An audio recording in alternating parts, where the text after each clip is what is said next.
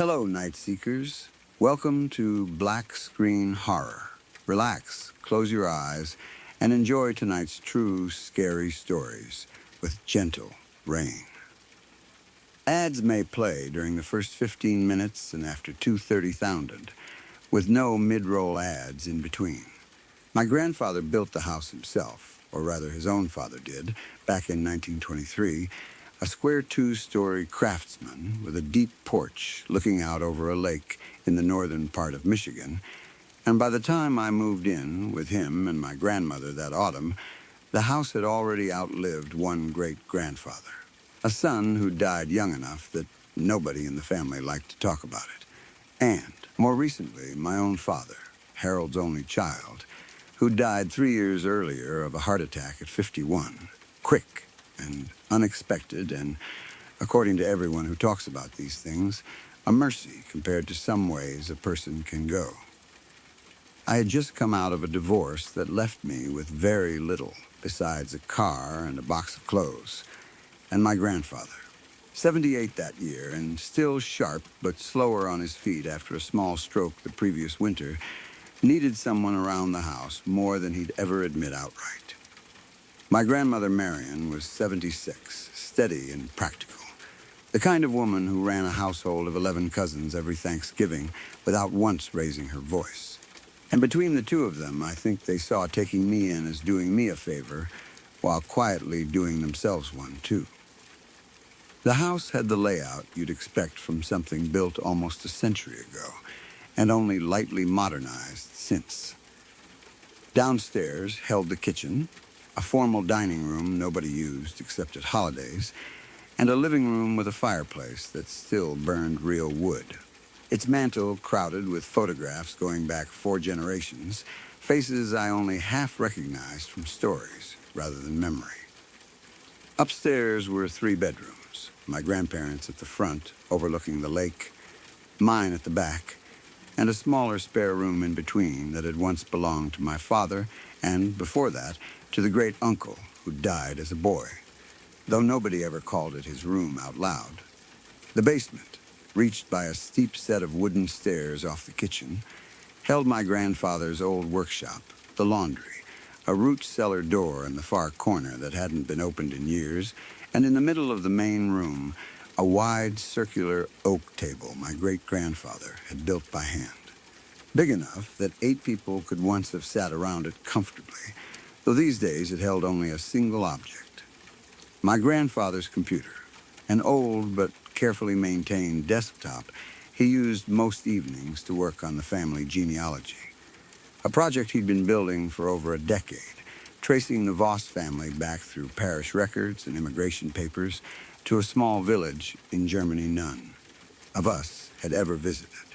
My father had grown up in that house himself, in the same spare bedroom I now avoided walking past too slowly, and used to tell me, back when he was alive and still in the habit of telling me stories about his own childhood, that the house had a way of holding on to sound, that if you sat still enough in the kitchen on a quiet evening, you could sometimes hear the whole shape of the day still, moving through the walls, footsteps and doors, and the particular creak of the 3rd stair, long after everyone who'd made those sounds had gone to bed. I used to think he meant it as a kind of poetry, the sort of thing fathers say about the houses they grew up in. After that fall, I understood he might have meant it rather more literally than I'd ever given him credit for. I want to say clearly that my grandfather was not a fanciful man. He had run a hardware store for 30 years, kept meticulous records of every transaction, and approached the genealogy project with the same careful, evidence-based patience he brought to everything else in his life. So when strange things started happening in that house that fall, his first instinct, every single time, was to look for the ordinary explanation, and it took a great deal to shake that instinct loose. The first thing that truly rattled him happened in October, on a night I remember because I heard the crash myself from my room upstairs, a heavy, splintering sound that brought both my grandparents and me down those basement stairs within a minute of each other. my grandfather moving faster than I'd seen him move since his stroke.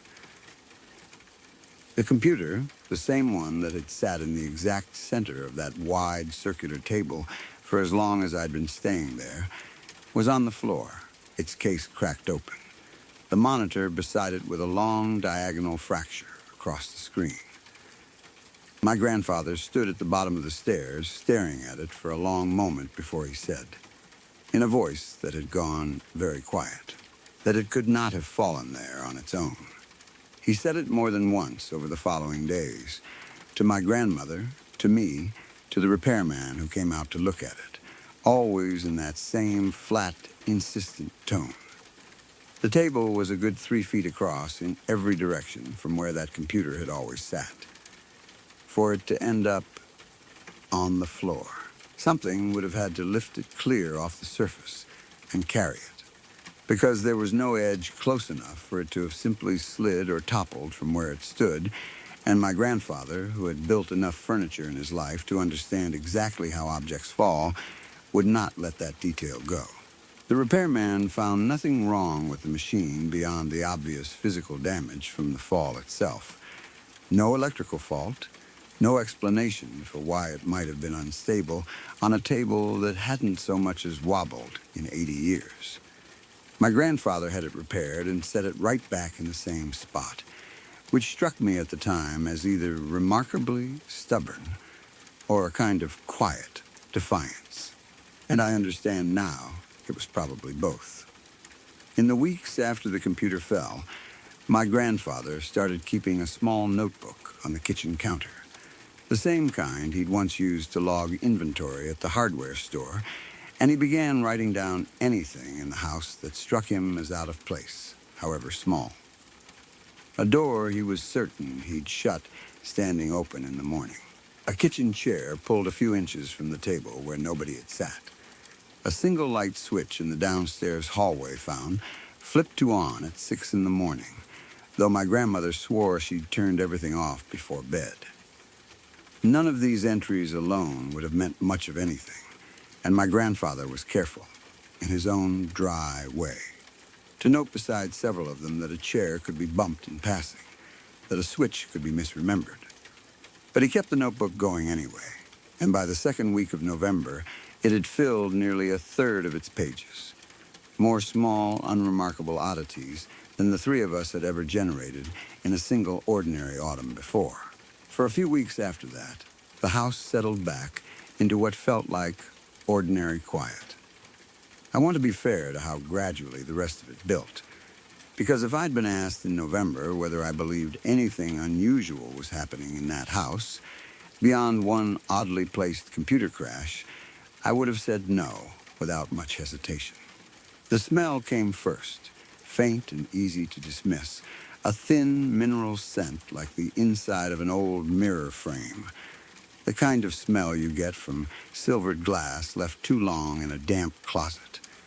And it would drift through the upstairs hallway some evenings and be gone again within a few minutes.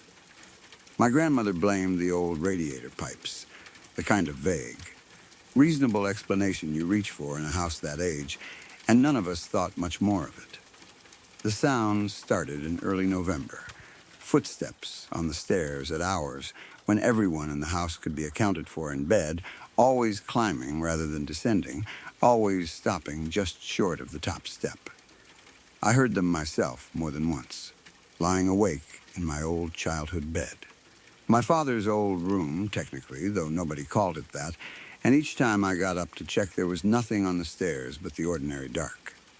My grandfather saw her on the 17th of November, a date I only know because he wrote it down, in his careful hardware store handwriting, on a scrap of paper he kept afterward in his genealogy files, as though documenting it the way he documented every other fact in that project. He'd been in bed reading, he told me, my grandmother already having gone to brush her teeth and get ready for sleep, and through the open bedroom door he saw her pass by in the hallway, moving from the direction of the bathroom toward the spare room, wearing a long, pale nightgown he did not recognize. He told me this mattered to him specifically because my grandmother had never once, in 51 years of marriage, worn a nightgown. She slept in an old flannel shirt of his every single night, a habit so consistent he could not remember a single exception to it, and seeing her pass in something so unfamiliar struck him as odd enough that he set his book down and waited for her to come back through toward their room. A couple of minutes later, she did come in from the same direction, the same side of the hallway, and got into bed beside him. He asked her, half joking, why she'd changed into a nightgown right before bed when she never wore one. She looked at him, he said, with genuine confusion, and told him, "Hun, I don't wear nightgowns," in the same tone she'd have used to correct any small, harmless misremembering, and then she went to sleep, apparently untroubled. While my grandfather lay awake for a long time, turning the detail over in his mind, unable to explain what he'd seen and unwilling, that first time, to make more of it than an old man's eyes playing tricks after a long day. He told me about it a few days later, in the careful, almost apologetic way people tell you things they're afraid will make them sound unwell. And I did what people do. I offered him the reasonable explanations. Maybe he'd been dozing over his book without realizing it. Maybe the hallway light had caught my grandmother's robe in a way that looked, for a moment, like something else. He listened to all of it, nodded, and said, in that same flat tone he'd used about the computer, that he knew what he'd seen, and that the not knowing what it meant bothered him a great deal more than being told he was simply mistaken ever could. For a week or so after that, nothing more happened, or at least nothing either of us noticed enough to mention, and I let myself half believe we'd reached the end of whatever strange patch the house had been going through. My grandmother, for her part, remained entirely unbothered, sleeping soundly through nights my grandfather spent lying awake, listening to the house settle around him, and once, over breakfast, she teased him gently for looking tired, asking whether his book had finally gotten too exciting to put down. He laughed along with her the way you laugh at a joke that's landed somewhere it wasn't meant to. And neither of us told her yet how much weight that November night had come to carry in the quiet hours after she'd gone to sleep.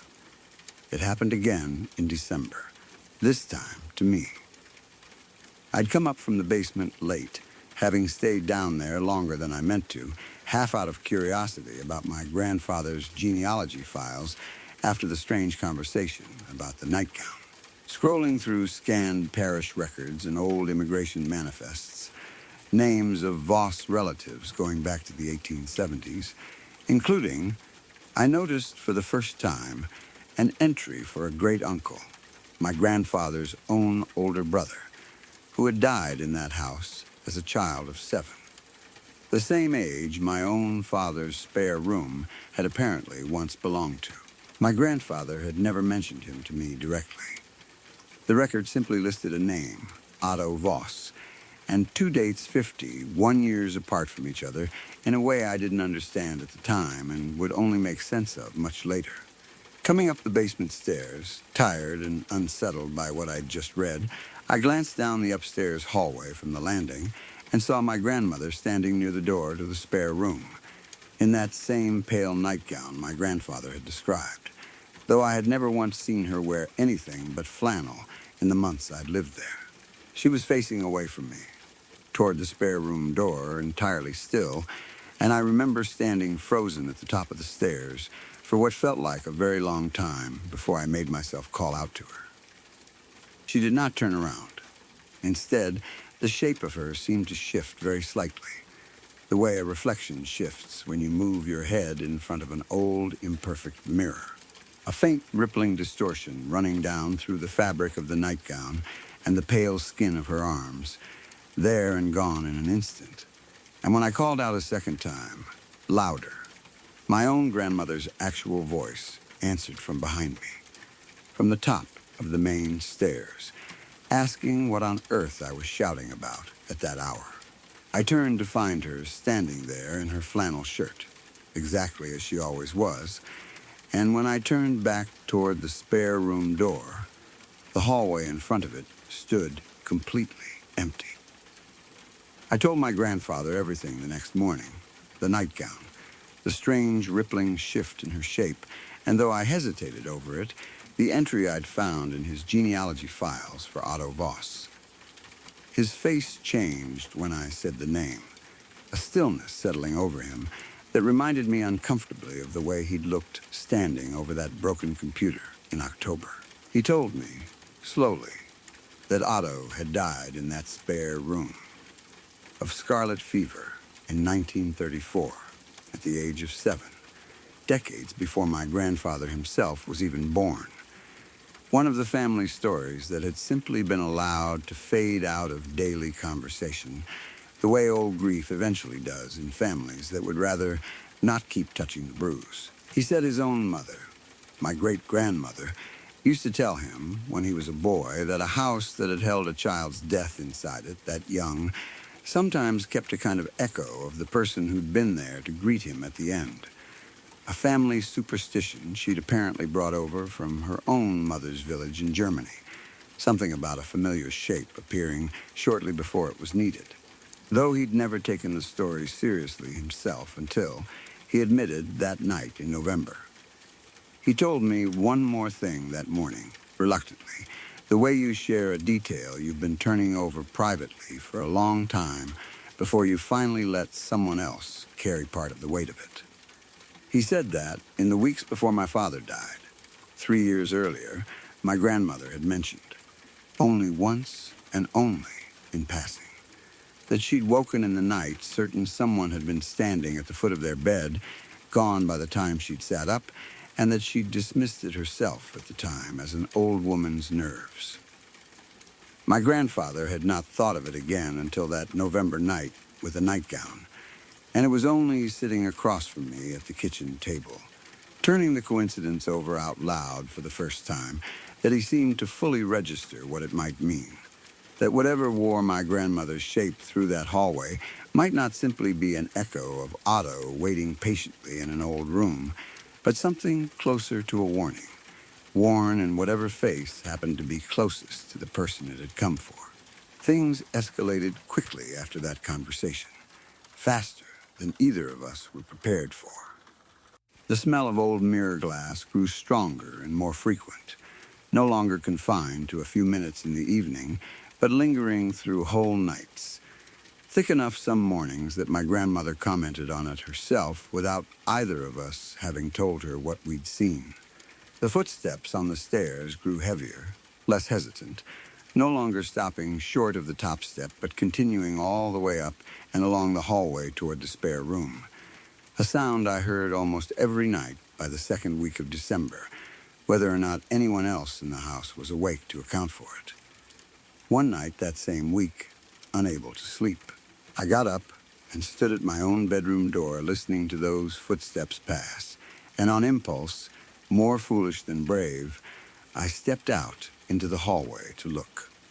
The spare room door stood open, which struck me immediately as wrong, because my grandmother kept it shut year-round to save on heating, and cold poured out through that open doorway in a way that had nothing to do with the drought.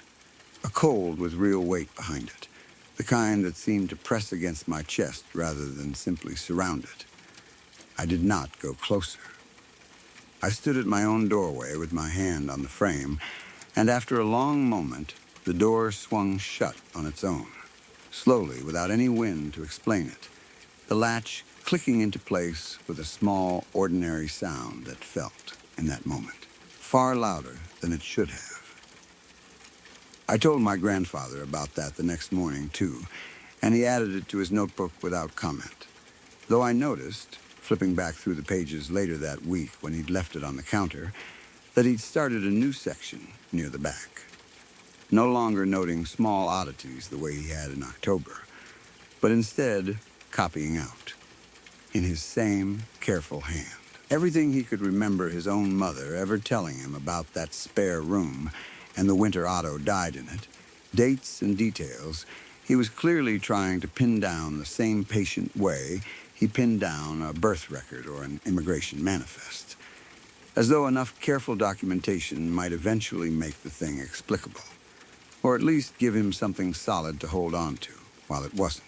My grandmother, in those same last 2 weeks before Christmas, began mentioning small gaps of her own that none of us had noticed before, moments she couldn't quite account for. She'd find herself standing in the kitchen with no memory of having walked there from the living room. She'd go to fetch something from upstairs and arrive at the top of the stairs uncertain, for a second or two, of what she'd come up for, which she laughed off at first as ordinary forgetfulness, the kind of thing she said happened to everyone her age. She mentioned once, almost as an aside while drying dishes, that she'd dreamed of standing in the spare room doorway, looking in at her own reflection in the old dresser mirror. Except the reflection hadn't moved when she had. A detail she brought up so lightly that I don't think she registered, even as she said it, how closely it matched what my grandfather and I had already seen with our own eyes. My grandfather didn't laugh along with her the way he usually would have. I noticed him watching her more closely those 2 weeks than I'd ever seen him watch anyone. The particular attentive worry of a man trying to work out whether the person across the table from him was still entirely the person he thought he knew. And neither of us said out loud what we were both privately wondering. Whether those small missing minutes of hers were simply age, or whether something in that house had learned to borrow more from her than just the shape she wore in a dark hallway. The confrontation came 4 days before Christmas, on a night my grandmother had gone to bed early with a head cold, leaving my grandfather and me downstairs, finishing a late cup of coffee at the kitchen table. We both heard it at the same time, footsteps overhead, deliberate, moving from the direction of the spare room toward the top of the stairs. And my grandfather was up out of his chair faster than I'd seen him move since before his stroke, heading for those stairs himself despite my telling him to wait, to let me go first. I got to the bottom of the staircase, just behind him, and looked up to see her standing at the very top, in that pale nightgown. And this time, she did not have her back to us. Her face held my grandmother's features, unmistakably. The same soft lines around the eyes, the same set of the mouth, but the whole surface of her skin carried that faint, rippling distortion I'd seen once before in the hallway, a warped sheen like old handmade glass, subtly stretching and compressing her features the way a reflection stretches in a curved mirror. And where her hands gripped the banister at the top of the stairs, her fingers looked very slightly too long, tapering past where a normal hand would end, the nails at their tips catching the hallway light with the same dull shine as old silver backing worn thin behind glass. My grandfather said her name once and started up the stairs toward her before I could stop him.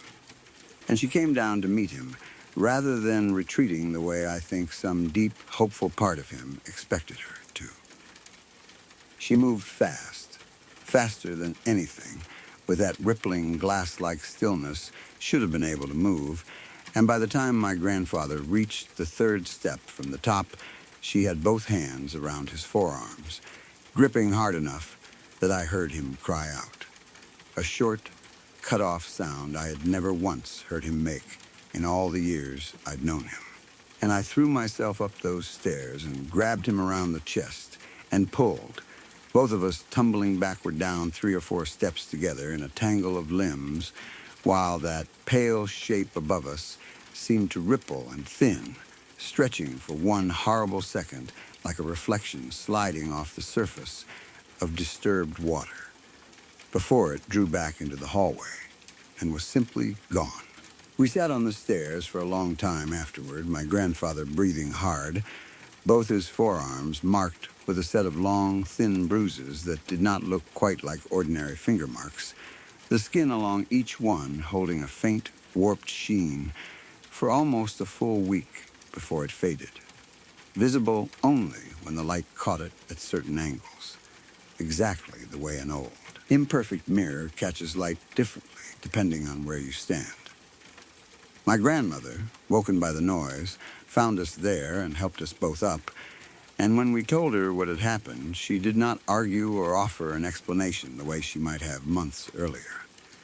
She only nodded, slowly, and said that her own mother-in-law, my great-grandmother, had told her once, years before either of us were born, that some part of that house had never quite finished waiting for the person it had lost, and that families who stayed there long enough sometimes had to take turns being the one it reached for. Once she'd looked the marks over properly under the kitchen light, she said nothing further for a long moment, and then went and fetched an old wool cardigan of my grandfather's that had sat folded in the hall closet since before I'd moved in, insisting he wear long sleeves around the house until the marks had gone, as though ordinary fabric could do anything at all to keep something like that from finding him again if it wanted to. We never told anyone else outside the family what happened on those stairs. My grandfather stopped working on the genealogy project after that, at least for a while, though he never got rid of the computer. And he never moved it from the center of that circular table, which I've come to understand now as its own kind of quiet defiance. The same instinct that made him write down the date of the nightgown sighting in his careful hardware store hand, a refusal to let the house's strangeness go undocumented, even if he could never fully explain it.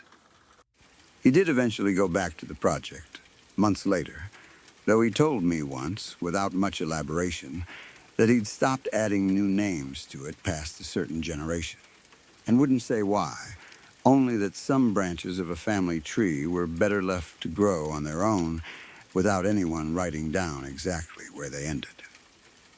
I moved into my own apartment the following spring, once I'd saved enough and my grandfather's health had stabilized, and I still visit most weekends. My grandmother has never once mentioned the nightgown again, and I've never asked her whether some part of her remembers standing in that hallway, or whether whatever wore her shape that night left no memory behind at all for the woman it borrowed from. The same way she never seemed to remember dreaming of a still reflection that didn't move when she did. 2 months ago, helping him back up his genealogy files onto a newer machine, I opened the family tree software out of habit and found, added to the record for Otto Voss, a line that had not been there the last time I'd looked through it. A note in a font that matched none of the others in the document, giving a second date beneath his death date. One that had not yet happened, formatted exactly the way my grandfather formatted every other entry in that file, and set, when I checked the document's history, to have been entered from an account that, according to the software itself, had never been created. I have not told my grandfather what that second date is, or whose name sits in the entry directly above it in the file, waiting. The way my great-grandmother apparently always said that house waited, for whichever one of us it decides to need next. The house I grew up in was built sometime in the 1830s, a squat, thick-walled stone farmhouse in Somerset that had outlasted 2 world wars, a fire in the East Wing in the 1950s that never made it past the kitchen, and at least 4 generations of owners before my grandfather bought it in 1968 for what my mother always called an insultingly small sum of money, on account of nobody local wanting to touch it. It has the kind of walls you only find in houses that age, plaster over stone thick enough to swallow sound hole, small deep-set windows that let in weak, gray light even on bright afternoons, and floors that dip and creak in patterns so consistent that as a child I could tell exactly who was walking through the house at night purely by the sequence of groans coming up through the boards. He never said much about why the price had been so low. He only ever said, more than once and always in the same flat, final tone, that a house that old had seen things happen inside it that a family living there now had no business going looking for. He died the winter before the year I'm going to tell you about, and it was only after his funeral. going through the deed papers and the old parish records he'd kept in a tin box in his study, that my mother and I learned exactly what he'd meant. Two brothers had lived in that house in the early part of the last century, sons of the family who'd owned it before my grandfather, and both of them, decades apart, had taken their own lives inside its walls. The older brother, Edward, not long after coming home from the First War, and the younger, Thomas, well into his 50s, sometime in the 1960s, only a couple of years before my grandfather bought the place from whatever remained of that family. I won't dwell on the details of how, because it isn't the point of what happened to us, and because it's not something I think deserves to be turned into scenery for a scary story. What matters is that my grandfather knew and had known the whole time he lived there, and had built a set of quiet, unbending rules around that knowledge that the rest of us only half understood until after he was gone. I want to explain the house itself, because the layout matters for what follows. The ground floor held the kitchen, the sitting room, and my parents' study. The first floor had 3 bedrooms and a bathroom. My parents' room at the front, my old room beside it, and across the landing, a smaller room that had been my younger brother Jamie's since he was a baby. Above that first floor, reached by a narrower staircase behind a door my grandfather always kept shut, was what we called the old floor. 2 disused rooms that had been nurseries or servants' quarters a century ago and had been used for nothing but storage in my lifetime. Boxes of Christmas decorations, and my grandfather's old army trunk and furniture nobody wanted, but nobody wanted to throw out either. And above that old floor, up a second, even narrower flight of stairs, was the attic, converted at some point in the 70s into a proper bedroom with a sloped ceiling and 2 small dormer windows, and that attic room had been mine since I was 15. Which meant that every single night of my teenage years, and every night since I moved back in as an adult after university, I walked up through that old disused floor to get to my own bed. We had a dog, an elderly Labrador named Baxter, and 2 African gray parrots my mother had inherited from her own mother years before, kept in a large cage in the sitting room. And I mention them because animals, I've come to believe, notice things long before people do. Or at least they notice things people have trained themselves not to. The first time I really paid attention to it, I was perhaps 12 years old, sitting in the sitting room doing homework while Baxter dozed on the rug in a patch of afternoon sun. He woke suddenly, the way dogs do sometimes for no reason at all, lifted his head, and then, very slowly and very deliberately, turned it to follow something moving across the room. The exact motion he'd have made watching me walk from the doorway to the window, except I was sitting perfectly still at the table the entire time. The parrots did the same thing, both heads swiveling in unison, eyes tracking an arc across the room and coming to rest somewhere near the door to the hallway, and then, after a moment, losing interest entirely and going back to their seeds. The way you'd lose interest in a person who had simply left the room. I asked my mother about it once, and she said Baxter probably heard something outside, a bird or a car, and that parrots copy each other's behavior without any reason at all. That explanation held for a long time, mostly because I wanted it to. It kept happening over the years in small, forgettable ways that only became a pattern in hindsight, the way most things in that house did. Baxter would lift his head from a sound sleep on a still summer afternoon and track something across the sitting room with the exact patient attention he gave to a squirrel outside the window. Ears pricked, tail giving one slow thump against the rug as though greeting someone he half recognized. The parrots did it more often than the dog, and more precisely, both birds swiveling their heads in perfect unison to follow a path that always seemed to end near a doorway or the foot of the stairs, never anywhere in the middle of a room, as if whatever they watched only ever moved between one threshold and another and never lingered anywhere in between. My father used to joke, in the easy way parents joke about things they haven't really examined, that the animals could see ghosts and the rest of us were simply too dull for it, and everyone would laugh, including me, for years, before I understood how close to literal that joke actually was. My grandfather never joined in that joke. I remember him watching the parrots do it once, when I was perhaps 10, his face going still and unreadable in a way that even as a child I recognized as different from amusement.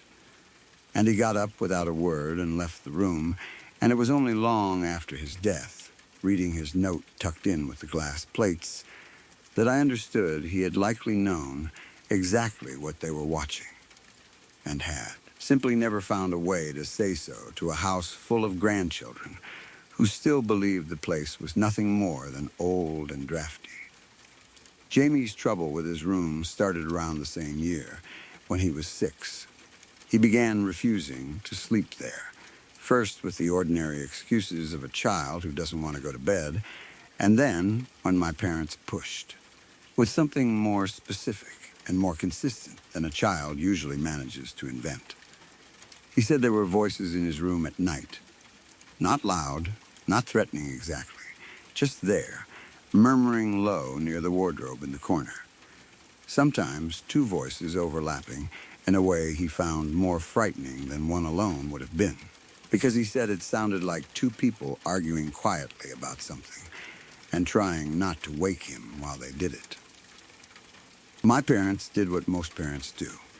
They checked the pipes, checked for droughts whistling through the old window frame, had an electrician confirm there was nothing wrong with the wiring that might explain a humming sound. Jamie kept insisting, night after night, until eventually my parents let him sleep on a folding bed in their own room, a solution meant to be temporary that stretched into years, my little brother sleeping on the floor of our parents' bedroom, well past the age most children would have found that embarrassing rather than necessary. He only stopped when I left for university and my old room became free, and my parents, more out of practicality than any real belief that it would matter, moved him into my old room instead.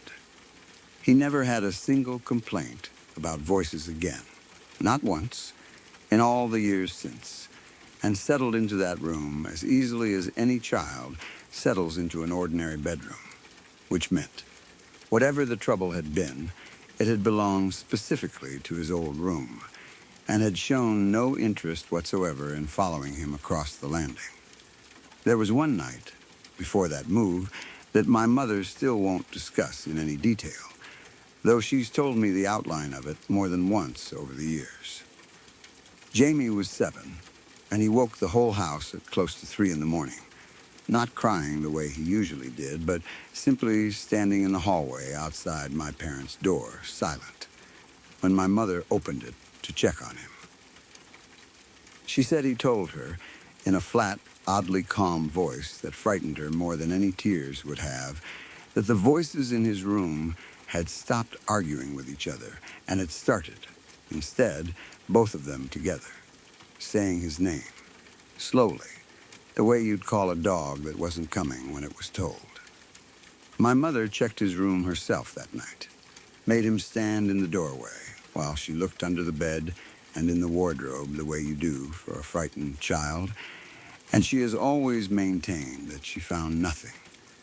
No drought, no loose pipe, nothing that could explain a voice, and that the room, when she stepped fully inside it, held a cold so total and so sudden that her own breath fogged in front of her face, in the middle of an English summer, in a house with the heating on.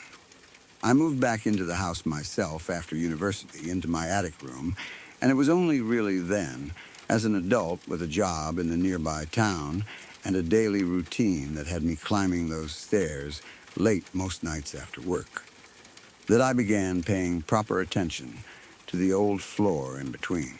There was a motion-activated light on that middle staircase, the one leading up from the first floor landing to the door of the old floor, installed years before by my father because the stairwell had no natural light, and he'd gotten tired of people stumbling on the top step in the dark. It worked exactly as you'd expect most nights, flicking on as I climbed, following me with its small mechanical click until I reached the top, and it went dark again a minute or two after I'd passed through. The first time it went on with nobody on the stairs, I was in the kitchen making tea, close enough to see the strip of light spill out from beneath the door to the old floor stairwell, visible across the hallway from where I stood.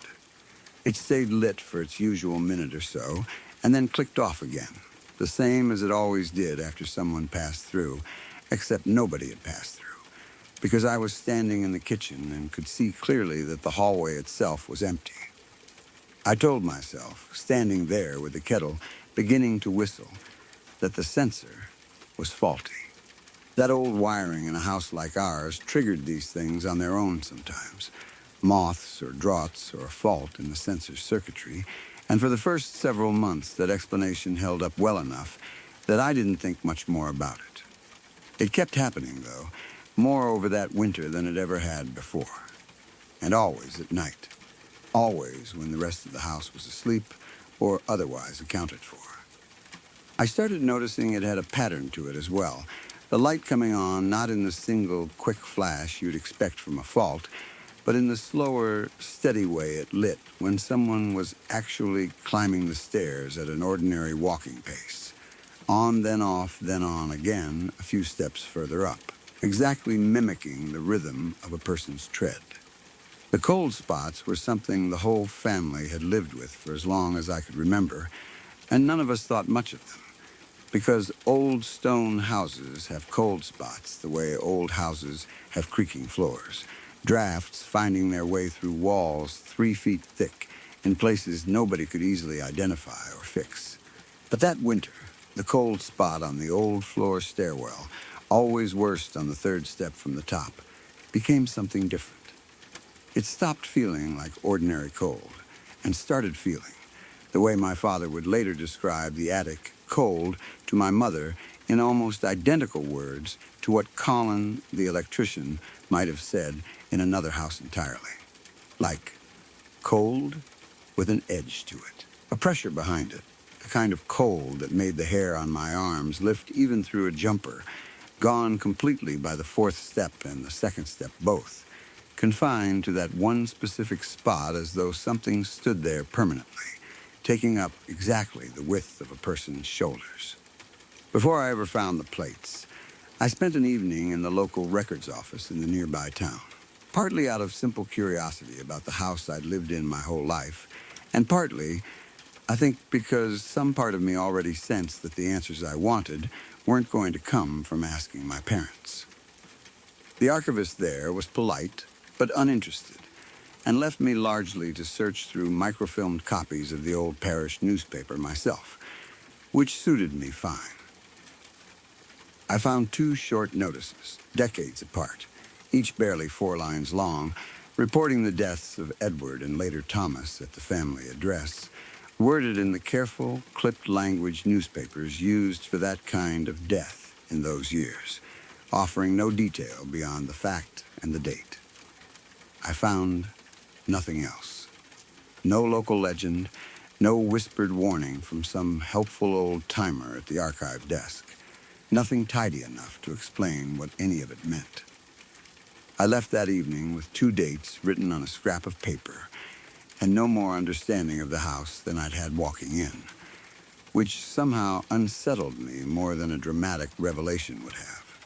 Whatever lived in that house clearly hadn't left much of a trail for anyone to follow, and had apparently been content, for the better part of a century, to stay exactly where it was.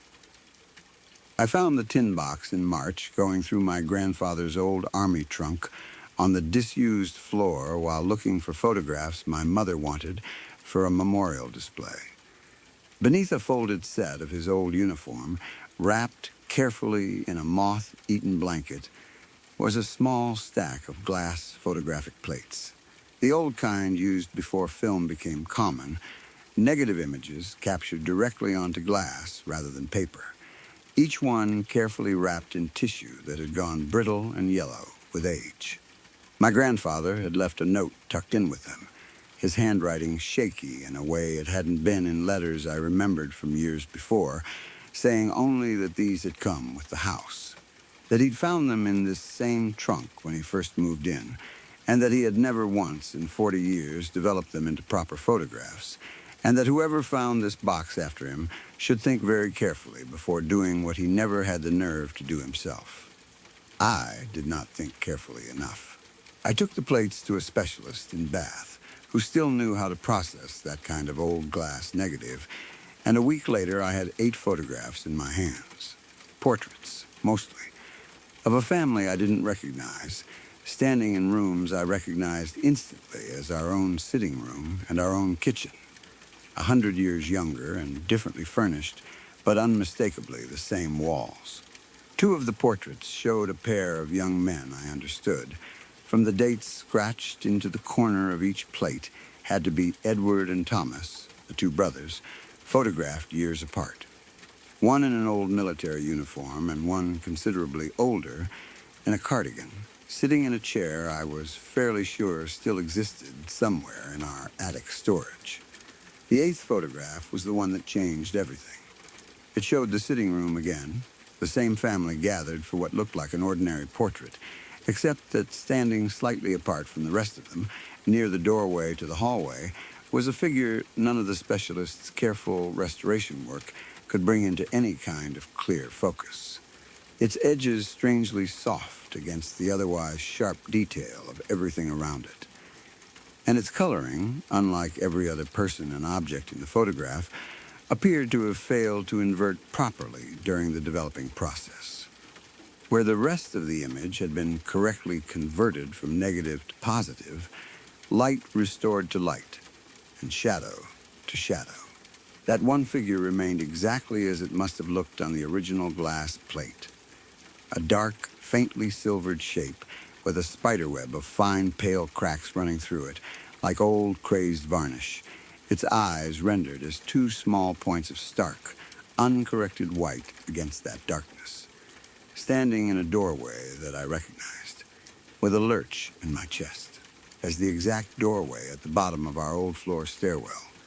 I told myself, that night and for several nights after, that it was simply a flaw in the original plate, some chemical fault or double exposure from a century-old camera that the restoration process had faithfully preserved rather than corrected.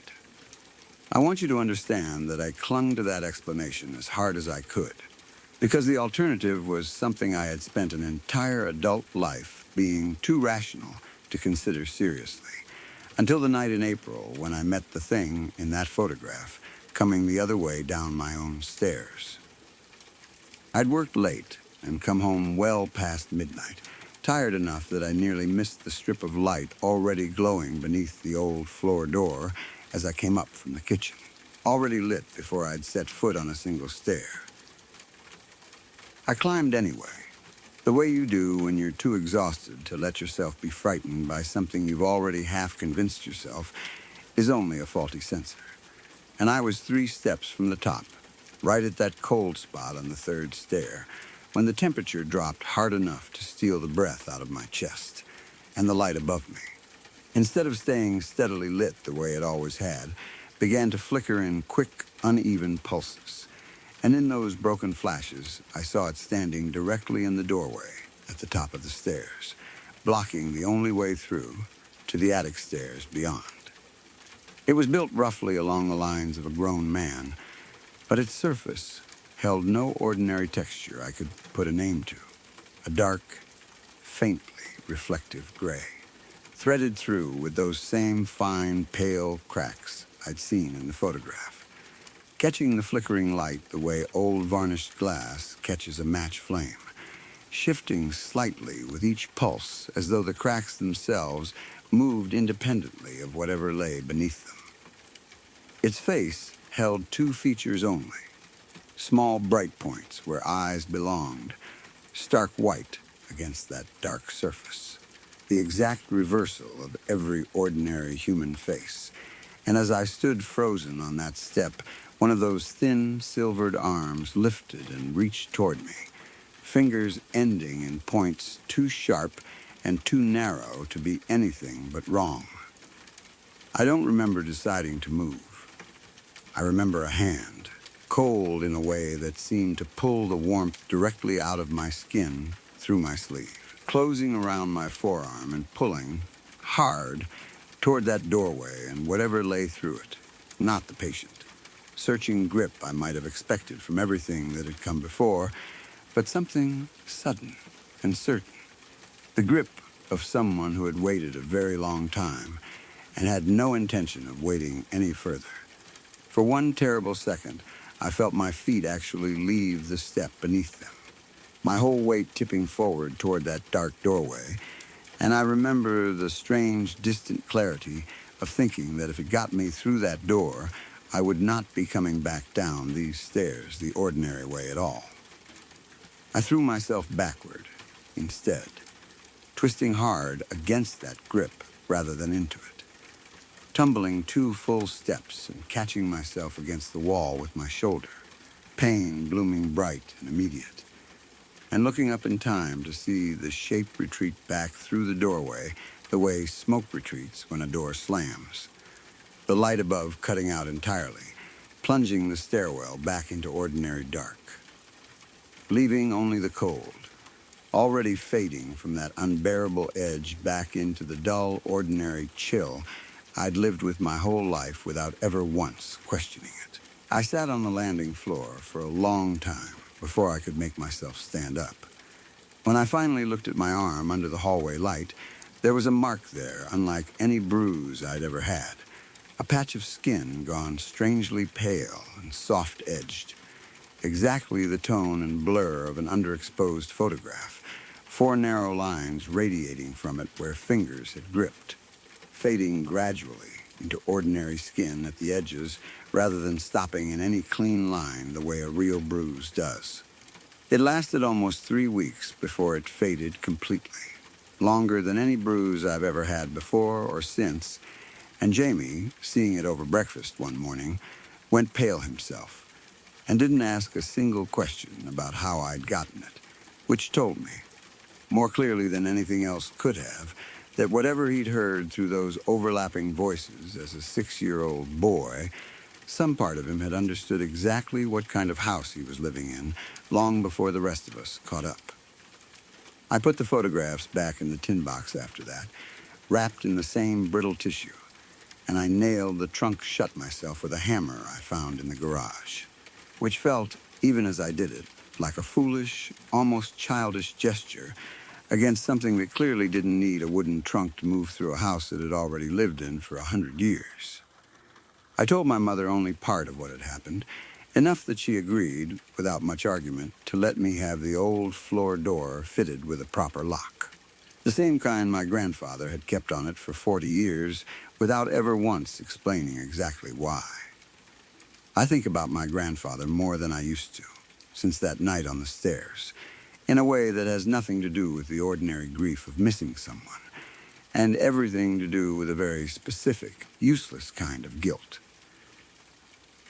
He lived in that house for 40 years, knowing exactly what those glass plates were, and exactly what waited behind that locked door, and he never developed them, never spoke of it beyond a handful of careful warnings, and I have to imagine that restraint cost him something, some daily discipline of not looking, that I broke within a few months of his death, because I was curious and because grief, I've learned, makes people careless in exactly the places they should be most careful.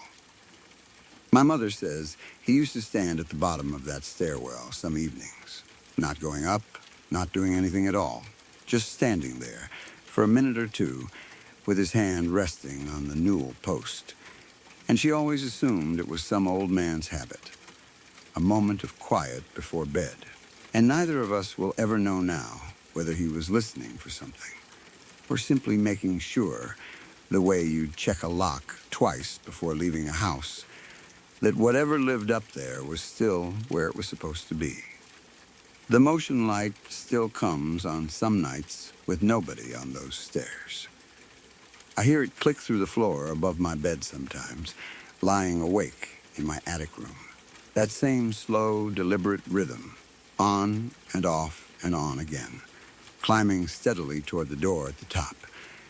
And I lie there telling myself it's a fault in the wiring, the way my father always said, the way my grandfather, in his own tin box full of things he never developed, clearly never quite managed to convince himself either. Jamie asked me once, not long after the mark on my arm finally faded, whether the voices he used to hear as a boy had ever actually stopped, or whether they had simply learned, once he moved rooms, that he was no longer worth the effort of frightening.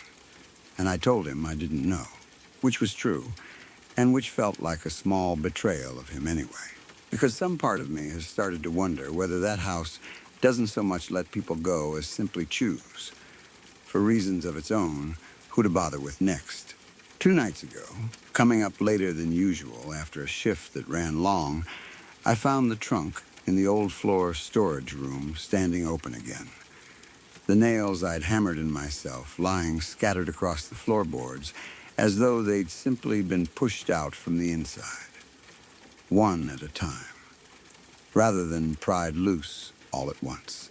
Sitting on top of the folded uniform, in place of the 8 plates I know for certain I locked away, was a 9th glass plate I had never seen before, and had certainly never taken to any specialist in Bath, its surface catching the hallway light in that same dark silvered way, showing, faint but unmistakable, even before any developing has touched it, the shape of this year's Christmas.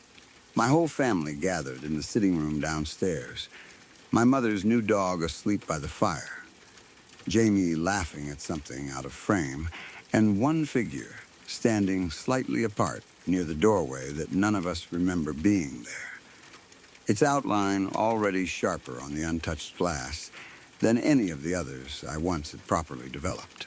We moved from Ohio to a village in the English countryside the summer I turned 6, because my father's company transferred him to a plant outside Bristol.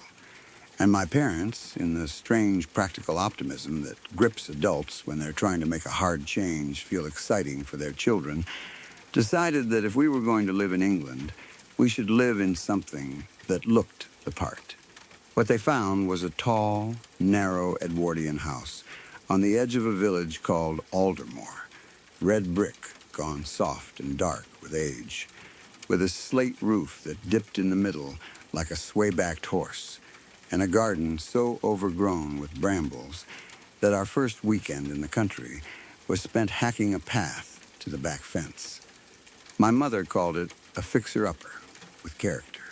My father, less charitably, called it a money pit with damp problems. And within the first month, he discovered the house still ran on its original lead pipework, which meant every tap in the place needed replacing before anyone could trust the water fully. And that alone was enough to have workmen in and out of the house for the better part of a year. I was the youngest of 3.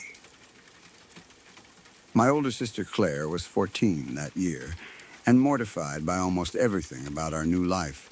And my other sister, Poppy, was 4, small enough that she still needed help on the stairs, and prone to the kind of chesty coughs that sent my mother running for the inhaler, kept on the kitchen windowsill. Poppy had been diagnosed with asthma the year before we moved. Mild enough that most of the time you'd never have known, but bad enough on damp nights that my mother slept with her bedroom door propped open so she could hear if the breathing changed. The house had 3 bedrooms upstairs and an attic above that, accessed through a hatch in the landing ceiling that the workmen used a ladder to reach while they ran new wiring and dealt with insulation that had gone soft and gray with decades of dust. My room was at the front of the house, overlooking the lane, and it came with a piece of furniture the previous owners had left behind because nobody wanted the trouble of moving it. An old chest of drawers, dark wood, taller than any dresser I'd seen before, standing against the wall opposite my bed, like something that had grown there rather than been placed. For the first few weeks, nothing happened that felt like more than the ordinary strangeness of an old house. There were draughts nobody could trace to a specific window.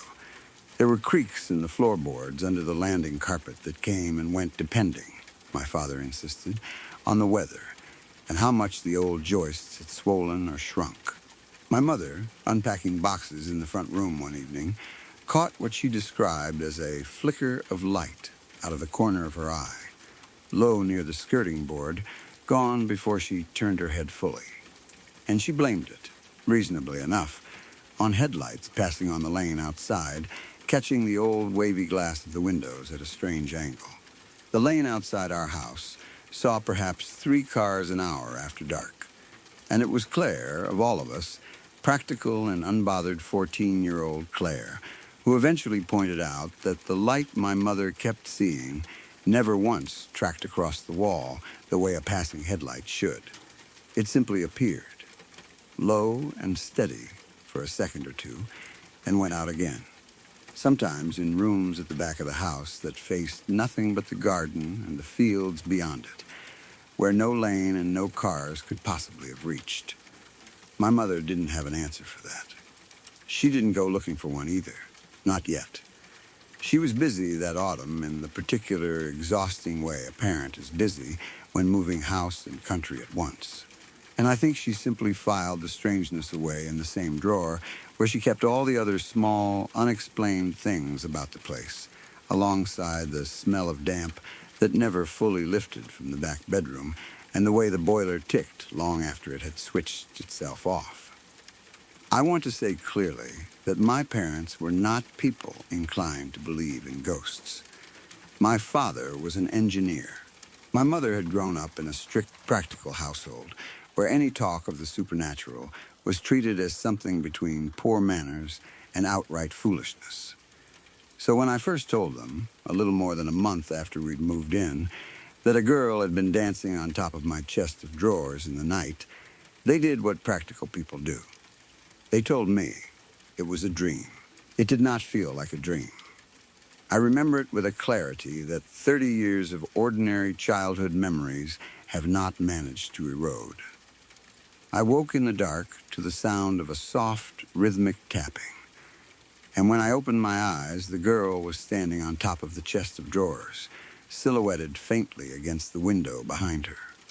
Small, perhaps my own size or a little smaller, wearing what I would later describe to my mother, with the limited vocabulary of a 6-year-old, as an old-fashioned nightdress, pale and long. She was dancing, if you could call it dancing, a slow, swaying movement, with her arms lifted, and it took me several long, frozen seconds lying there in the dark to understand what was wrong with the way she moved. Her elbows bent the wrong way when she raised her arms, folding backward at the joint the way a marionette's limbs fold when the strings pull at an unnatural angle, and her head tilted with each sway further than a neck should comfortably allow, dipping toward one shoulder and then the other in small, deliberate increments, like a metronome ticking off a rhythm only she could hear. She never once looked directly at me. Her face stayed turned toward the window the whole time, and there was a faint, tuneless humming that went with the movement. 3 or 4 notes repeated, rising and falling, that I would recognize years later with a jolt, as the opening bars of a nursery rhyme my grandmother used to sing, though I could never afterward remember which one. I did not sleep again that night. In the morning, I told my mother, and she knelt down and held my face in her hands and told me, gently, that 6-year-olds sometimes have very vivid dreams, especially when they're settling into a new house, and that there was nothing on top of my chest of drawers but dust, which she then went and wiped off herself to prove it. And I remember watching her cloth come away, streaked gray, and thinking, with the strange, clear logic children sometimes have, that dust doesn't leave small, bare footprints in it, 5 toes each, pressed into the film of grime, along the top edge of the wood. The dancing girl came back perhaps twice a month at first, always in my room, always on top of that chest of drawers. And I got no better at sleeping through it, though I got better, out of a child's practical need to survive her own fear, at lying very still with my eyes half shut and waiting for it to end. My mother kept a small lamp burning in the hallway after that, more for my sake, I think, than because she believed there was anything to be afraid of. And for a while, that felt like enough. She did try to see for herself, once, that first autumn, in the reasonable way a worried mother tries to reassure a frightened child. She told me she'd sit up in my room for a while after I'd gone to sleep, just to prove to both of us that there was nothing there. I remember waking somewhere in the small hours to find her in the armchair by the window, arms folded, clearly fighting sleep herself. And for a long stretch, nothing happened at all. And I began to think, with the particular relief of a child who wants desperately to be wrong, that maybe it really had only ever been a dream. Then, near what must have been 3 in the morning, my mother's head, which had been drooping toward her chest, snapped upright, and she went very still in a way I had never seen her go still before, staring at the top of the chest of drawers with an expression I couldn't read in the dim light. She never told me exactly what she saw that night.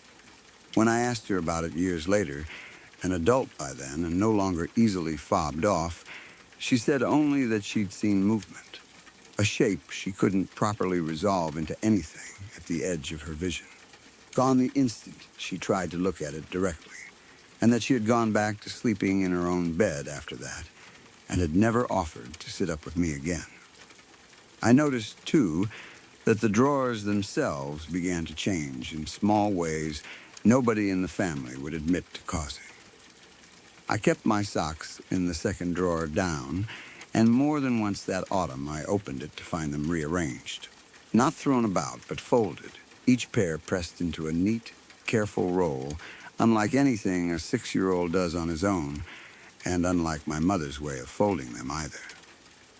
Once, reaching into the bottom drawer for a jumper, my fingers found a hard, small shape tucked into the back corner beneath the folded clothes.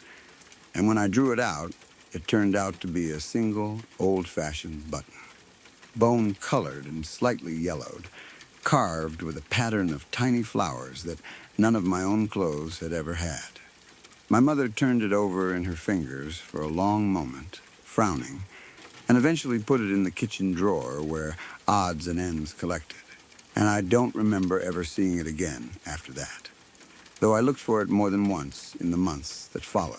The workmen started complaining around the same time. Not about the girl, not at first, because none of them had seen her, but about small, persistent oddities that any tradesman working an old house might grumble about anyway.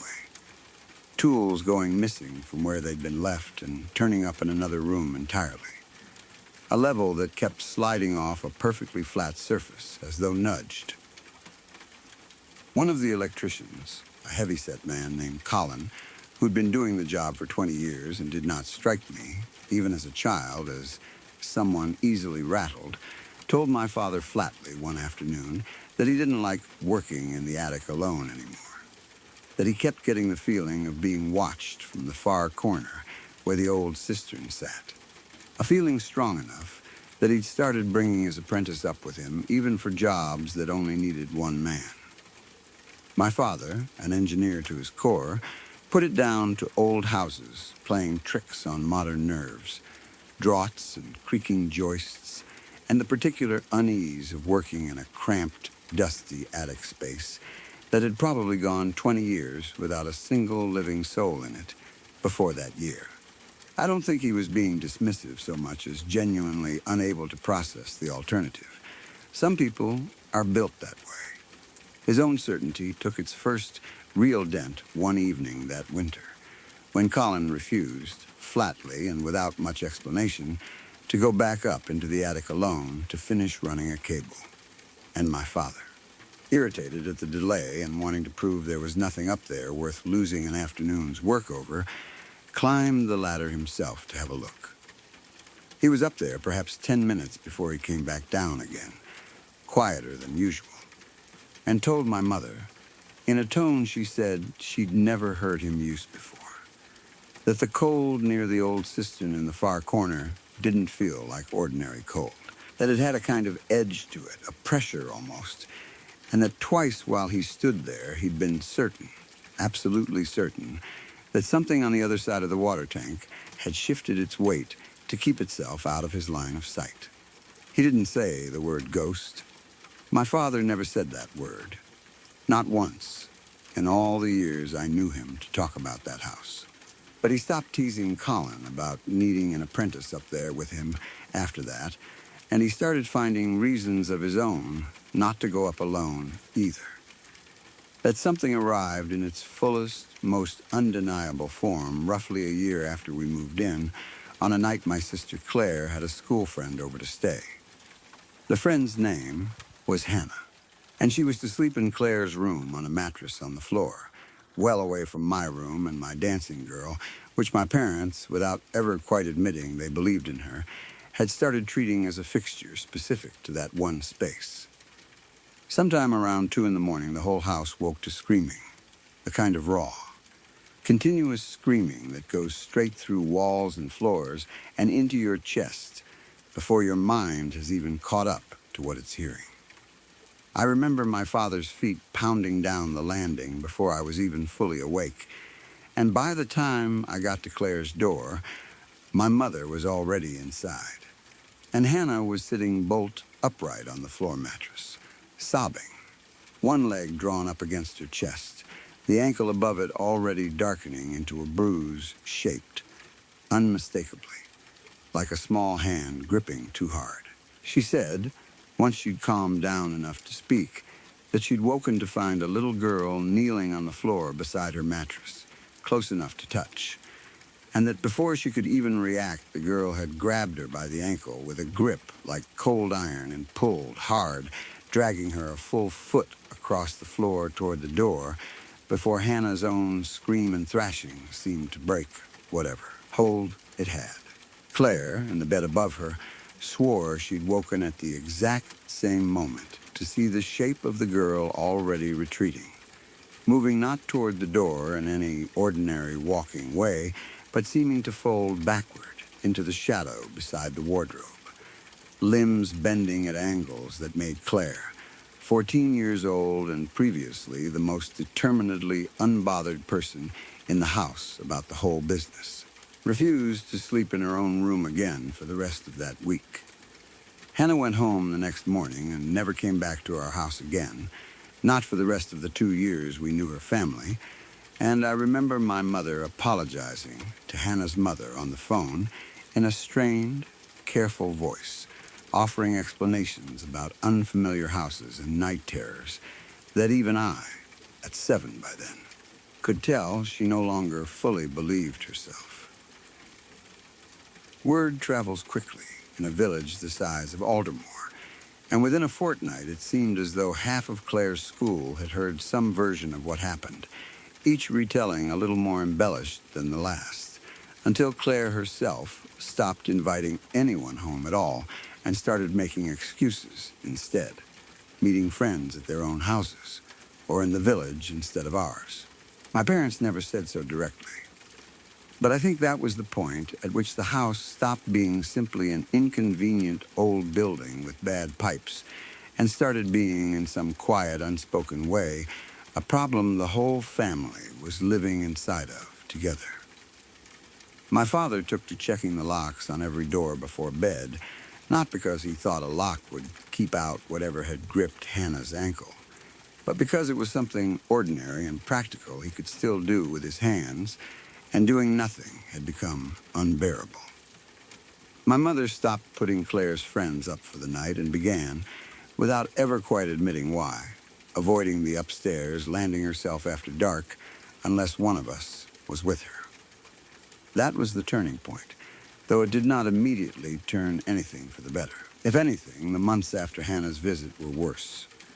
The girls' visits to my room grew more frequent, several nights a week by that autumn, and she began, for the first time, to turn her head fully toward me partway through the dance, her face catching the window light in a way that let me see, more clearly than I ever wanted to, that her eyes, when they finally settled on mine, held none of the mischief or curiosity you'd expect from a child. They held something closer to hunger, patient and unhurried, the look of someone who has learned that waiting long enough always gets you what you want eventually. The lights my mother had first dismissed as passing headlights started appearing with no cars on the lane to explain them. Small, cold points of brightness, low in the corners of rooms across the house, in the kitchen, on the stairs, once, memorably, hovering just above the cistern in the attic, where Colin refused to work alone. The footsteps on the landing carpet grew heavier and more frequent, moving at hours when every one of us could be accounted for in our beds, and my father, engineer or not, stopped sleeping with the bedroom door shut. The worst of it came in February, deep winter, the kind of damp English cold that gets into old houses and never quite leaves until spring. Poppy's asthma had always been worse in that kind of weather, and that particular week she'd had a rattling, wheezy cough for several days that my mother was keeping a close eye on, inhaler on the nightstand, door left open, the whole careful routine my parents had built around her since the diagnosis. I woke that night to the sound of Poppy's breathing gone wrong in a way I'd never heard before. A thin, desperate whistling sound with long gaps between each breath, and beneath it, unmistakably, the soft, tuneless humming I knew from my own room. 3 or 4 notes rising and falling. I got up before I'd even decided to. Some instinct older than conscious thought pulling me across the landing to her doorway. And what I saw there has never fully left me. The girl was standing beside Poppy's bed, closer than I had ever seen her stand to anyone, bent forward at an angle no spine should allow, her face lowered toward my sister's, and Poppy, 4 years old, lay rigid and wide-eyed beneath her, chest hitching with those thin, whistling breaths, one small hand raised toward the nightstand where the inhaler sat, just out of reach. The girl's own hand, fingers bending backward at the first knuckle in that same wrong, patient way, was closing slowly around Poppy's wrist. Not tugging, not yet, just holding, the way you'd hold something still that you intended to keep. I screamed my sister's name, and the sound seemed to break whatever held that room in its grip a half second before I would have thought possible. The girl's shape folding backward into the shadow beside the wardrobe, exactly the way Claire had once described, and I was across the room and shoving the inhaler into Poppy's hand before my parents even made it through the door behind me. She got her breath back, eventually, with the inhaler and my mother steady, practiced calm, though it was the worst attack Poppy had ever had. Bad enough that my parents took her to hospital that same night to be checked over properly, and it was on the drive back, exhausted and frightened, in a way I don't think either of my parents ever fully spoke about afterward, that they finally admitted to each other out loud that whatever was in that house was not something either of them could engineer or reason their way past. My mother rang a woman a colleague at her new job had once mentioned, someone locally known for advising families dealing with what she carefully called disturbances. And the advice that came back was strange enough in its ordinariness, that my father almost refused to try it. The woman told my mother that whatever lingered in a house like ours, especially something so young, so persistent, so tied to a single room and a single piece of furniture, was often less interested in frightening a family than in being noticed as part of one. She suggested that instead of fighting or ignoring the presence, we ought to include her. Plainly, in the small daily rituals of the house, greet her the way you'd greet anyone who lived there. Acknowledge her rather than avoid her. It felt at 7 years old like the strangest instruction I had ever heard an adult follow seriously. but we did it. Coming home from school, my mother would call out into the hallway, to all of us, and to no one in particular, asking whether everyone had had a good day. At bedtime, my father took to saying good night to the landing itself, before switching off the hall light, as though speaking to an empty corridor were the most natural thing in the world. It felt foolish. It also, slowly, over the weeks that followed, seemed to work, in the sense that the footsteps grew less frequent, the lights less common, and the girls' visits to my room thinned from several nights a week to perhaps one, and eventually to a handful across an entire month. It was during the final stage of the plumbing work, that spring, replacing the last stretch of lead pipe that ran up through a false cavity behind the bathroom wall on the landing, that the workmen found her, not the girl herself, but what was left in the space behind that wall, sealed up, my father learned later, sometime in the 1920s when the house had last had significant renovation done. Inside a shallow cavity no wider than a shoebox, tucked behind decades of undisturbed lath and plaster, they found a single small leather shoe, cracked and stiffened with age. A child's hairbrush with a scattering of pale hair still caught in the bristles, and a folded, water-stained page torn from what turned out to be an old parish register, recording, in faded copperplate handwriting, the death of a girl named Nell Ashworth, aged 7, in the winter of 1911, cause of death listed plainly as an affliction of the chest that the old-fashioned wording called the wheezing sickness. My mother cried reading that page in a way that surprised me at the time and makes complete sense to me now. A grown woman standing in a half-demolished bathroom holding proof that a child had died slowly of the same illness her own daughter lived with every damp English winter, in the very walls of the house we now called home. My father, practical to the end, drove into the county archives the following week and spent an afternoon going through parish records himself, and came home with a little more of the story than the torn page had given us. Nell Ashworth had been the youngest of 4 children born to a farm laborer's family who had rented rooms in our house from a widow who took in lodgers. Back when the building had been divided differently than it was now, and by all accounts she had been a lively, difficult-to-tire child, fond of music, fond of dancing in bare feet on whatever surface would hold her weight, a detail my father read aloud to my mother in a voice that had gone very quiet by the time he reached it. She had struggled with her chest for most of her short life, in an era before anyone had much to offer a child in the grip of a bad asthma attack, beyond keeping her calm and waiting it out, and the parish register recorded her death, one February night in 1911, in the same plain, unemotional hand that had recorded every other birth and death in the village that decade, giving no hint at all of what it must have been like in that house the night it happened, or of what, if anything, had been left behind afterward in the rooms she'd once danced through. Things did settle after that, in the way my parents have always described it to anyone who asks, and they still live in that house today, decades on, the lead pipes long gone, the attic converted into a proper guest room, the chest of drawers eventually sold at a village fete because my mother said, without much further explanation, that she'd rather the house not keep every single thing it had come with. Visitors comment on how warm and welcoming the place feels, how strange it is that such an old house holds none of the usual creak and gloom you'd expect.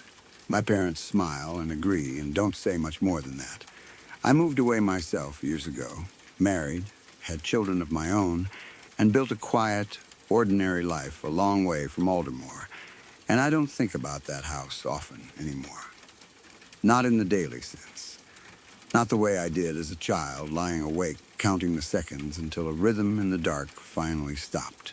But I went back this past Christmas, staying in my old room for the first few nights, the way I always do when I visit, and on the second night I woke somewhere around 2 in the morning to a faint, familiar, humming. 3 or 4 notes rising and falling, coming from the empty space against the far wall where a chest of drawers used to stand, and where now there is nothing at all but a blank stretch of repainted plaster. And I lay very still in the dark for a long time, the way I learned to do as a child, waiting for it to stop, and telling myself, the way you tell yourself things at 3 in the morning in a house that has never fully let go of what it once held, that old houses simply make these sounds, and that there was nothing at all standing in that empty corner watching me settle back to sleep. In the morning, before anyone else in the house was awake, I found a scatter of fine gray dust along the top of the skirting board beneath that blank stretch of wall, and pressed into it. Faint, but unmistakable. 5 small toes. My mother died in March, and by June I was standing in the driveway of the house I grew up in, holding a set of keys that still had a plastic charm shaped like a sunflower on the ring. She had kept that charm on there since before I could remember. The house looked smaller than it used to, the way childhood houses always do, but it also looked tired in a way that had nothing to do with size. The paint on the shutters had gone the color of old teeth. The gutter on the north side hung loose at one corner, and a thin brown stain ran down the siding beneath it like a scar. I had not lived in that house since I was 8 years old, and I had not planned on ever living in it again. The lawyer said the estate would take months to settle unless somebody moved in and kept the place maintained. And my husband Tom and I were between leases anyway, so it made a strange kind of financial sense. My son Miles was 9, old enough to understand that his grandmother had died, but young enough that he mostly just wanted to know if his room would have a window that faced the backyard. I told him yes. I did not tell him that the room I was giving him used to belong to my sister. Her name was Angela. She was 12 when she disappeared from that house in the fall of 1999, and I was 8. And for 26 years, my mother and I had built an entire relationship around never saying more than that sentence out loud. Angela disappeared. Not Angela was taken. Not Angela ran away.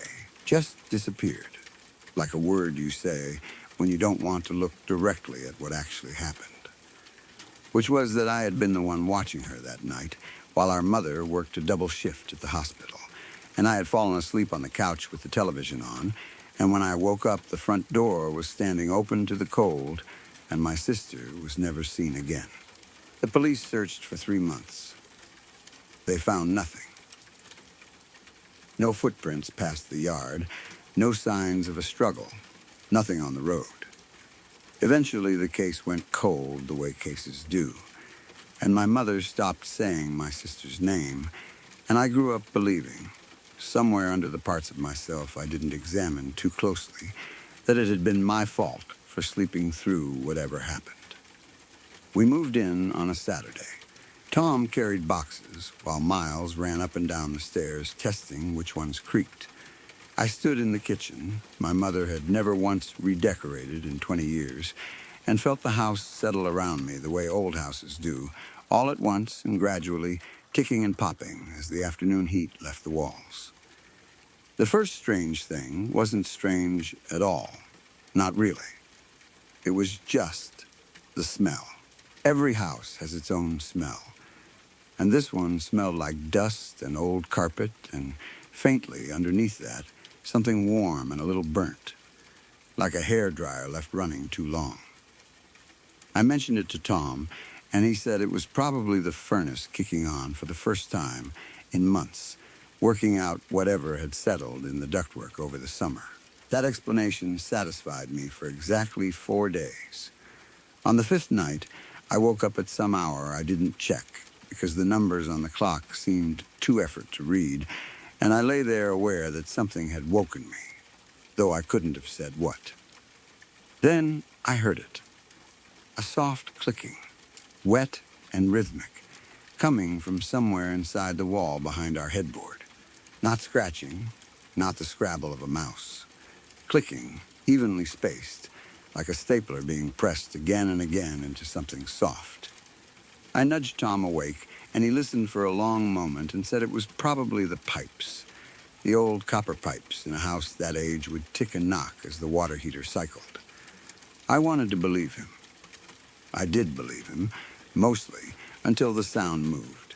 It traveled along the wall, from behind our bed toward the corner of the room, and then it seemed to drop, as though it had gone down inside the wall toward the floor below us, toward the vent that sat low against the baseboard. The kind of old metal floor grate that lets warm air rise up from the furnace in the basement. In the morning, I found the grate in our bedroom slightly askew, one corner lifted maybe half an inch off the floor, as if something underneath had pushed at it and not quite managed to get it fully open. I told myself the house had settled overnight, that the metal had simply warped with the change in temperature. I pressed it back down with my foot and went to make Miles breakfast. The vents became something I noticed after that, the way you notice a person's face after you've been told they might be lying to you. There were 6 of them scattered through the house, 1 in each bedroom, 1 in the hallway, 1 in the living room. And I began to see that they were all connected by the same duct system that ran down through the walls into the basement, where the old furnace sat in the corner, beside stacks of my mother's unsorted boxes. I hadn't thought about that as a child. As a child, you don't think about how a house breathes, how the same air moves invisibly from one room to another through metal veins hidden inside the walls. You just live in it. Miles started complaining that his room was cold at night, even though the thermostat read 70 degrees. I checked his vent and found it fully closed, the little lever pushed all the way to shut, though I hadn't touched it, and neither, he insisted, had he. I opened it and warm air came through fine, and I told him maybe it had gotten stuck from disuse, and I left it at that. Because a 9-year-old boy complaining about a cold room is not, on its own, something a mother loses sleep over. What made me start losing sleep was the insulation. I went down to the basement on a Tuesday afternoon to look for a box of my mother's old photographs, and I found, lying in a loose pile on the concrete floor directly beneath the return air duct, a heap of pink fiberglass insulation, pulled out in long, clumped ropes, as if someone had reached up inside the ductwork and dragged handfuls of it down and let it fall. There was easily 2 feet of it sitting there, tangled with dust and what looked like flakes of old rust. I stood there for a long time trying to construct an explanation that made sense. Raccoons get into basements.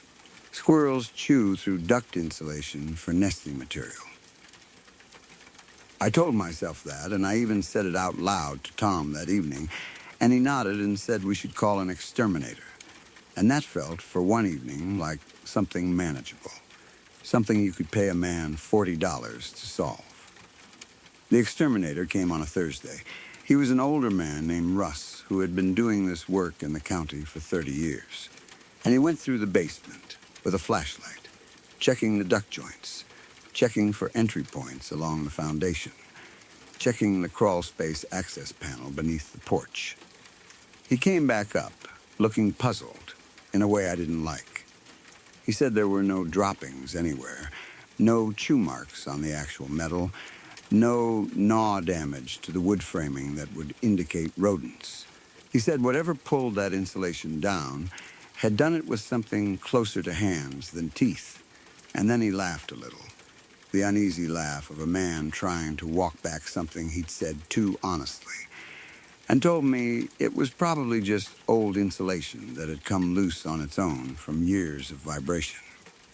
He recommended I reseal the duct joints, and left without charging me for the visit, which in hindsight should have told me more than anything he actually said. I want to be honest about the kind of person I am, because I think it matters for what happened next. I am not someone who believes in things easily. I did not grow up in a house that talked about ghosts. When Angela disappeared, I remember my mother, forbidding anyone in the family from suggesting anything supernatural had happened to her. Because to my mother, that would have meant giving up on the idea that she might still be alive somewhere, might still walk back through that door. So, when strange things started happening in that house, my first instinct, my second instinct, and my third instinct were all to look for the ordinary explanation. I checked the locks on every door and window twice some nights. I called an electrician about a flickering hallway light. I had Russ come back a second time. I did all the things a frightened, rational adult does before she starts entertaining the impossible. What finally broke that resistance happened on a night in late July, about 6 weeks after we moved in. Miles had a nightlight in the shape of a small moon that plugged into the wall beside his bed, and I woke that night to the sound of him screaming. Not the startled cry of a bad dream, but a high, continuous sound that had real fear in it. The kind you learn to recognize as a parent, even through sleep. I was in his room before I fully understood I was moving. The nightlight had gone dark. In the gray light from the hallway, I saw Miles pressed against the headboard, as far from the wall as his bed would let him get, and he was staring at the floor vent, the one near the foot of his bed. And I followed his eyes, and I saw the grate had been pushed open, fully open, the little metal flap standing straight up, and from inside that opening, reaching out across the carpet toward the leg of his bed, was an arm. I want to describe it as carefully and as honestly as I can, because I have gone over it in my mind so many times since that night that I no longer trust myself to separate what I actually saw from what my fear built on top of it. The skin, if it was skin, had the color and rough, pitted texture of old fiberglass insulation, a dull pinkish gray with a faint sheen where the hallway light caught it. And it did not move the way an arm should move. It bent in places an arm has no joint, small folds appearing and disappearing along its length like the material itself was creasing and uncreasing. And the hand at the end of it had too many places where the fingers seemed to hinge, knuckles doubled up in odd spots, so that the fingers curled and uncurled in a way that looked almost mechanical, like a machine built by something that had only ever seen a photograph of a human hand and had never held one. It was not reaching for Miles's leg, not exactly. It was patting the carpet, slow and searching.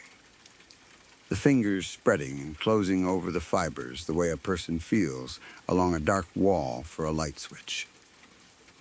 I have thought since that it could not see him directly, that whatever it was navigated some other way, by heat maybe, or by sound, and that in that moment it was still working out exactly where he was.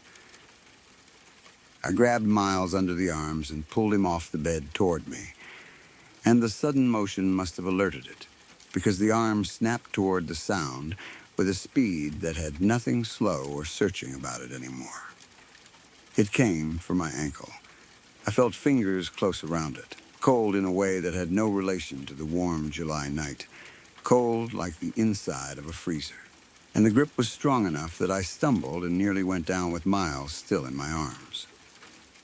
I kicked out hard and felt something give, a texture under my heel that had no give to it the way flesh does, more like kicking a bag of wet sand, and the grip loosened just enough that I got us both out into the hallway and slammed Miles's door shut behind us. We stood in the hallway, breathing hard, Miles crying into my shoulder, and from behind that closed door I heard the clicking again, faster now, moving along the baseboard.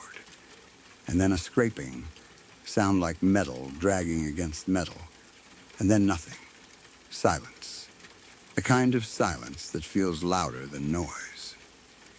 In the morning, with Tom standing beside me and looking like he didn't fully believe either of us, but couldn't explain what he was looking at either, we examined my ankle. There were 4 faint bruises in a curved pattern, the shape you'd expect from a hand gripping tight, except that the two smallest bruises sat closer together than a normal hand's fingers would allow, as if there had been an extra knuckle bend crammed into a space too small for it. The vent grate in Miles's room was bent outward at one corner, the metal folded back on itself in a way that would have taken real force.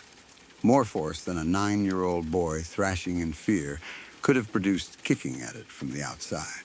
Tom wanted to call the police, and I understood the impulse. But I also knew, in the exhausted, clear-eyed way you sometimes know things at 6 in the morning after a night like that there was nothing a police report could do for us. What do you tell them? Something reached out of the heating vent and grabbed my ankle. I could already hear how that sentence would sound out loud. Instead, I did something I hadn't let myself do in 26 years. I went down into the basement, past the boxes of my mother's things I still hadn't sorted, and I found the box marked, in her handwriting, Angela. And I opened it for the first time since it had been packed away. Inside were the ordinary things you'd expect.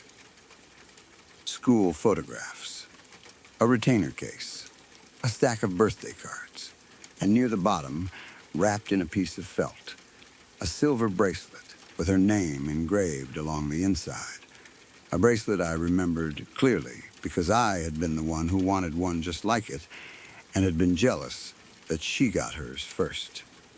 My mother must have found it somewhere in the house after Angela disappeared and never told anyone, never mentioned it to the police. Kept it hidden in a box in the basement for 26 years, rather than face what it might mean that her daughter's bracelet had turned up in the house after the daughter herself never did. I sat on the concrete floor of that basement, holding my sister's bracelet and looking up at the return air duct running along the ceiling. The same duct system that connected every room in the house. The same one Russ had found stuffed with pulled-down insulation. The same one that fed warm air into my son's bedroom every night. And I understood, in a way I could not have explained to anyone, and would not have wanted to, that whatever had grabbed my ankle the night before had been inside these walls for a very long time. Long enough to have been there in 1999. Long enough, maybe, to have been there the night my sister walked toward a door that should have been locked. I did not sleep that week. I researched the house's history, its previous owners, found nothing unusual, no prior deaths on the property, nothing that explained anything. Because that is the truth about a haunting like this one. It does not come with an explanation you can hold in your hands and file away. I moved Miles into our room, pushed his mattress against the wall furthest from any vent, and I began very slowly and very quietly to seal every grate in the house shut with metal screws, room by room, starting with his. It was on the third night of doing this, while I was on my knees in the upstairs hallway with a screwdriver, sealing the grate outside what used to be Angela's room, that I heard her voice.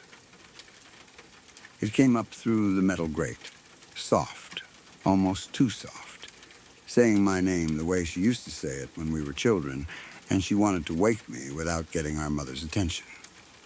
Denise, just that. I want to tell you I knew immediately it wasn't her, that some part of me recognized instantly it was a copy, a mimicry built by something that had spent 26 years listening to this house and everyone who ever cried out inside it. But the truth is that for one full second, kneeling there with a screwdriver in my hand, I wanted so badly for it to be true that I almost answered. I didn't answer. I finished driving the screw into the grate, my hands shaking so badly it took me 3 tries, and I went downstairs and did not go back up until morning. I have not sealed the last vent, the one in the basement, the largest of them, the one that feeds directly from the furnace into the main duct trunk. Russ told me sealing it completely would ruin the whole heating system, that the house needs that airflow to function, that closing it off would mean the furnace overheating within the first cold week of winter. I have thought about it anyway. I have stood in that basement more nights than I want to admit, looking at that grate, at the dark space behind it, thinking about my sister's bracelet upstairs in a drawer now instead of a box, thinking about the shape of a hand with too many joints padding along a carpet in the dark, searching for something warm to hold on to. Winter is coming. The furnace will need to run.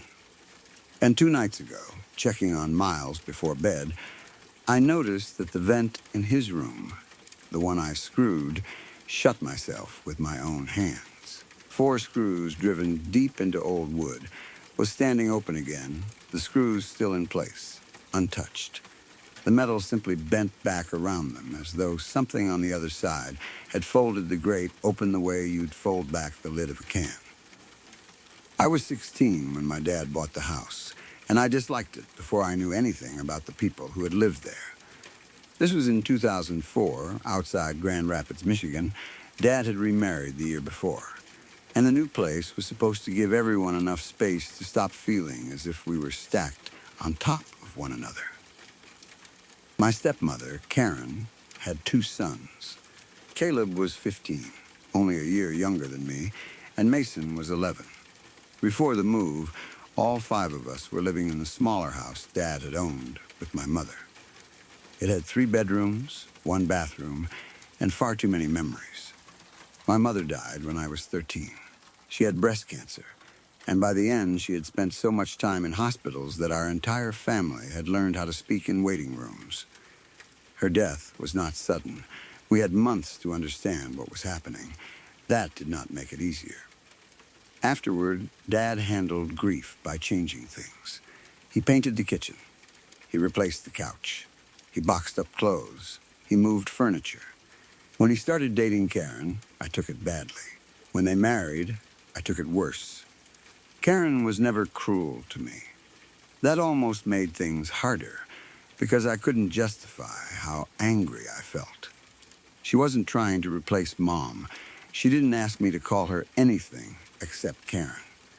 She never moved my mother's photographs or complained when I kept boxes of her belongings in my room.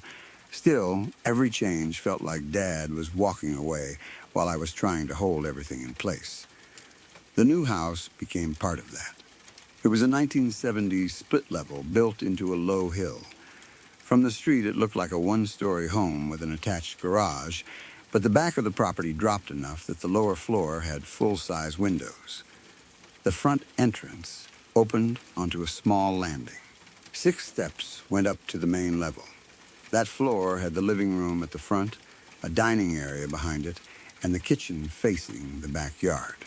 A hallway beside the living room led to Dad and Karen's bedroom, Caleb's room, Mason's smaller room, and the main bathroom. 6 steps down from the entrance led to the lower level. There was a family room on the left. Straight ahead was a laundry area and utility closet. A heavy fire-rated entrance on the right opened into the attached garage. My bedroom was at the rear of the lower floor, directly beneath the dining room. I chose it. That is important. Nobody forced me into the basement. The room was bigger than the upstairs bedrooms and had its own half bath across the hall. It also gave me some distance from the rest of the family, which at 16 sounded perfect. The only odd feature was a built-in bookcase covering most of one wall. Dad noticed it during the first walkthrough. One section looked slightly different from the rest. If you pulled a particular shelf toward you, the entire middle unit swung outward. Behind it was a narrow storage room. It was roughly 6 feet deep and maybe 8 feet wide, unfinished except for plywood flooring and a bare bulb hanging from the ceiling. There were no windows, no heating vent, no exterior access. It had probably been built into unused space beneath the upper portion of the house. From inside my bedroom, the bookcase could be held shut with a small brass sliding latch mounted near the bottom. The realtor called it a hidden storage closet. I thought it was great, at first. Most of our moving boxes ended up down there. Dad suggested putting some of Mom's things in the storage space because I had refused to let him donate them. I said no. He asked why. Because I don't want them hidden in a wall. They're already in boxes. That's different. He looked tired. We had been having versions of that argument for 3 years. Finally, he said, then keep them wherever you want. I put the largest plastic tote at the foot of my bed. It contained sweaters, a winter coat, photographs, birthday cards, a bottle of perfume that had almost completely dried out, and several other things that meant nothing to anyone except me. Dad never mentioned it again. We learned the history of the house on our second day there. The previous owner was an older woman named Miriam Hale. She had moved into assisted living after selling the property. Dad met her once during the closing process. I didn't. Karen did. That evening, while we were unpacking dishes, she mentioned that Miriam had lived in the house for more than 30 years. Then she said, almost casually, that both of Miriam's husbands had died there. Dad looked at her. You didn't tell me that. I assumed you knew. I remember becoming interested immediately. What happened? Karen hesitated. Her first husband had killed himself in the garage in the early 1980s. He had used one of the exposed rafters above the work area. Miriam remarried years later. Her second husband developed a serious lung condition when he was older. During the final months of his life, they had apparently put a bed in the lower floor room because he had trouble with stairs. My room. He died there. Dad looked annoyed rather than frightened. Great thing to mention after we signed. Karen said Miriam had not been hiding it. Nobody had thought it mattered. Caleb thought the whole thing was amazing. He immediately started joking that I was sleeping in the death room. I told him to shut up. Mason asked whether anyone had died upstairs. Karen told him to stop listening. Dad tried to make the conversation normal. People die in houses, especially old people. I knew he was right. The garage story bothered me more than the bedroom. The ceiling in that garage was unfinished. Thick wooden beams crossed overhead, and fluorescent shop lights hung between them. Miriam's first husband had apparently used one of those beams. Dad refused to ask which one. I didn't blame him. For the first week, nothing happened. The house made unfamiliar noises at night, but every home does. Water lines clicked after showers. The furnace started with a low thud. The garage walls shifted when the temperature dropped. I was used to hearing people upstairs because my room sat beneath the dining room. None of that frightened me. The first thing I couldn't explain happened around 2 in the morning. I woke because I was cold. Not freezing. Just cold enough that my arms had goosebumps. The furnace wasn't running. I reached toward the floor for the extra blanket I kept beside the bed. That was when I noticed the bookcase. The hidden section was open, only a few inches. I sat up. I had latched it before going to sleep. I was certain because Caleb had been annoying me earlier, pretending he was going to hide inside and scare me. After he left, I pushed the shelf into place and slid the brass piece across. I turned on my bedside lamp. The opening remained there, dark space behind it. I crossed the room and pulled it wider. Nothing inside. Boxes, a folded card table, Christmas decorations, old paint cans the previous owner had left. I checked the latch. It worked. I closed the panel, slid the brass tongue into its catch, and pulled. It stayed secure. The cold feeling faded after I got back into bed. The next morning, I blamed Caleb. He denied it. That meant very little. He was 15. Lying for entertainment was part of his personality. The following night, I put a strip of clear tape across the bottom edge. If he opened it, I would know. I woke around 3. The bookcase stood wide enough open for a person to enter. The tape was still attached. One end remained on the shelf. The other was still fixed to the wall. The strip had stretched into a loose curve between them without tearing. I stared at it for several seconds. Then I tested the latch. The brass piece was still in the locked position. The shelf should not have been able to move at all. I turned on every light in the room. Nothing had fallen. No box inside had shifted. The unfinished space smelled slightly strange, not rotten. It reminded me of damp cardboard mixed with menthol chest rub. That smell bothered me because my mother had used the same type of menthol ointment during chemotherapy when she had trouble breathing. I closed the bookcase. I did not sleep again. Dad looked at it the next afternoon. I showed him the tape. He inspected the hinges and said the shelf was probably pulling against the latch because the floor wasn't level. He got a screwdriver, tightened the screws, and replaced the small brass catch with a heavier sliding bolt.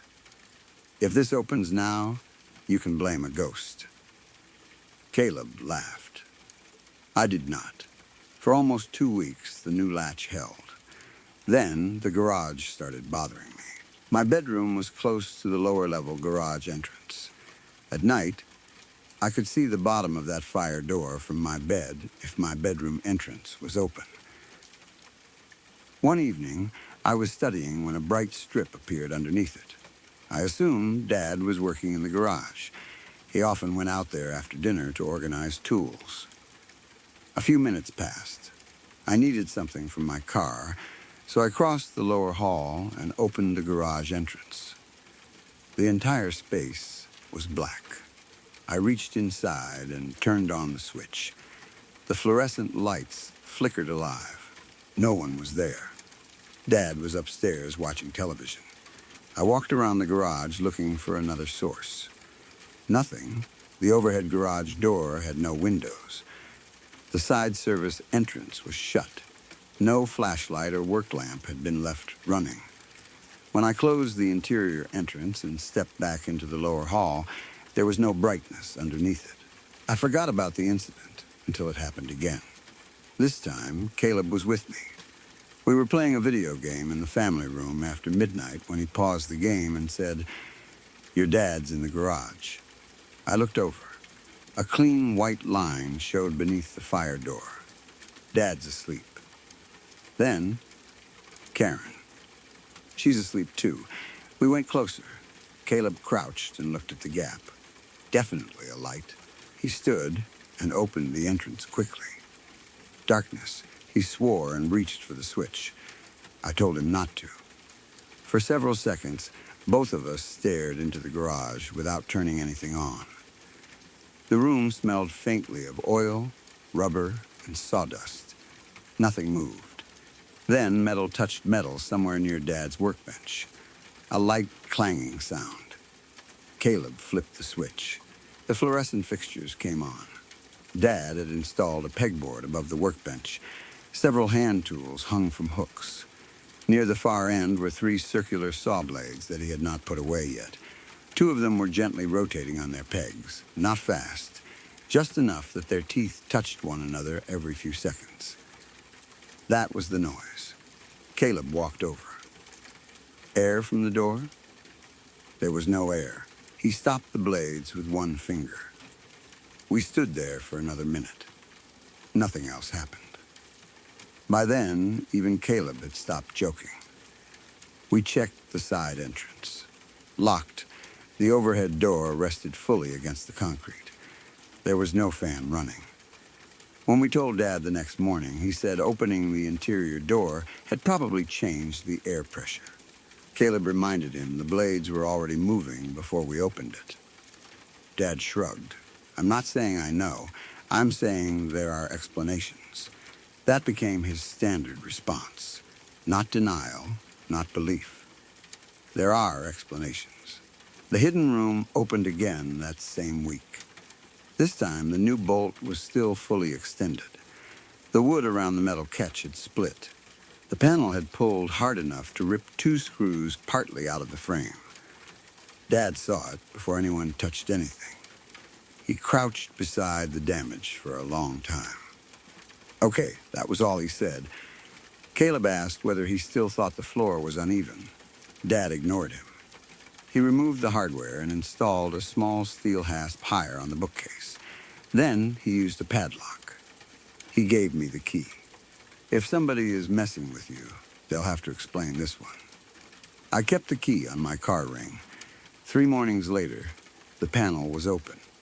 The padlock remained closed. The hasp was still attached to it. The screws holding the other half to the shelf had been pulled from the wood. All 4. They lay on the carpet. Dad examined them. None was stripped. The wood around the holes had splintered outward. Something had forced the shelf open from the other side.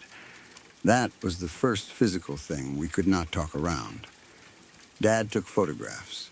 He checked the storage space carefully.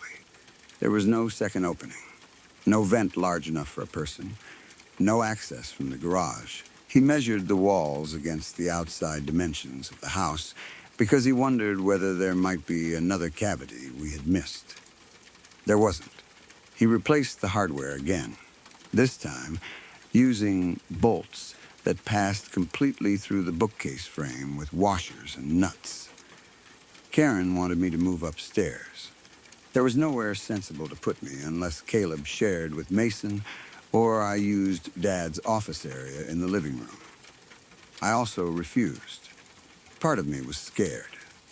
Another part was stubborn. I didn't want an opening shelf to chase me out of the one space in the house that actually felt like mine. Then, Mom's things started moving. The first item was a blue scarf. I found it lying across my desk when I came home from school. It had been inside the plastic tote beneath several sweaters. I asked Karen if she had gone through the box. She said no. Dad hadn't. Caleb swore he hadn't entered my room. I put the scarf back. 2 days later, one of Mom's old birthday cards was on my pillow. The tote was still closed. The lid had 4 plastic clips. All were fastened.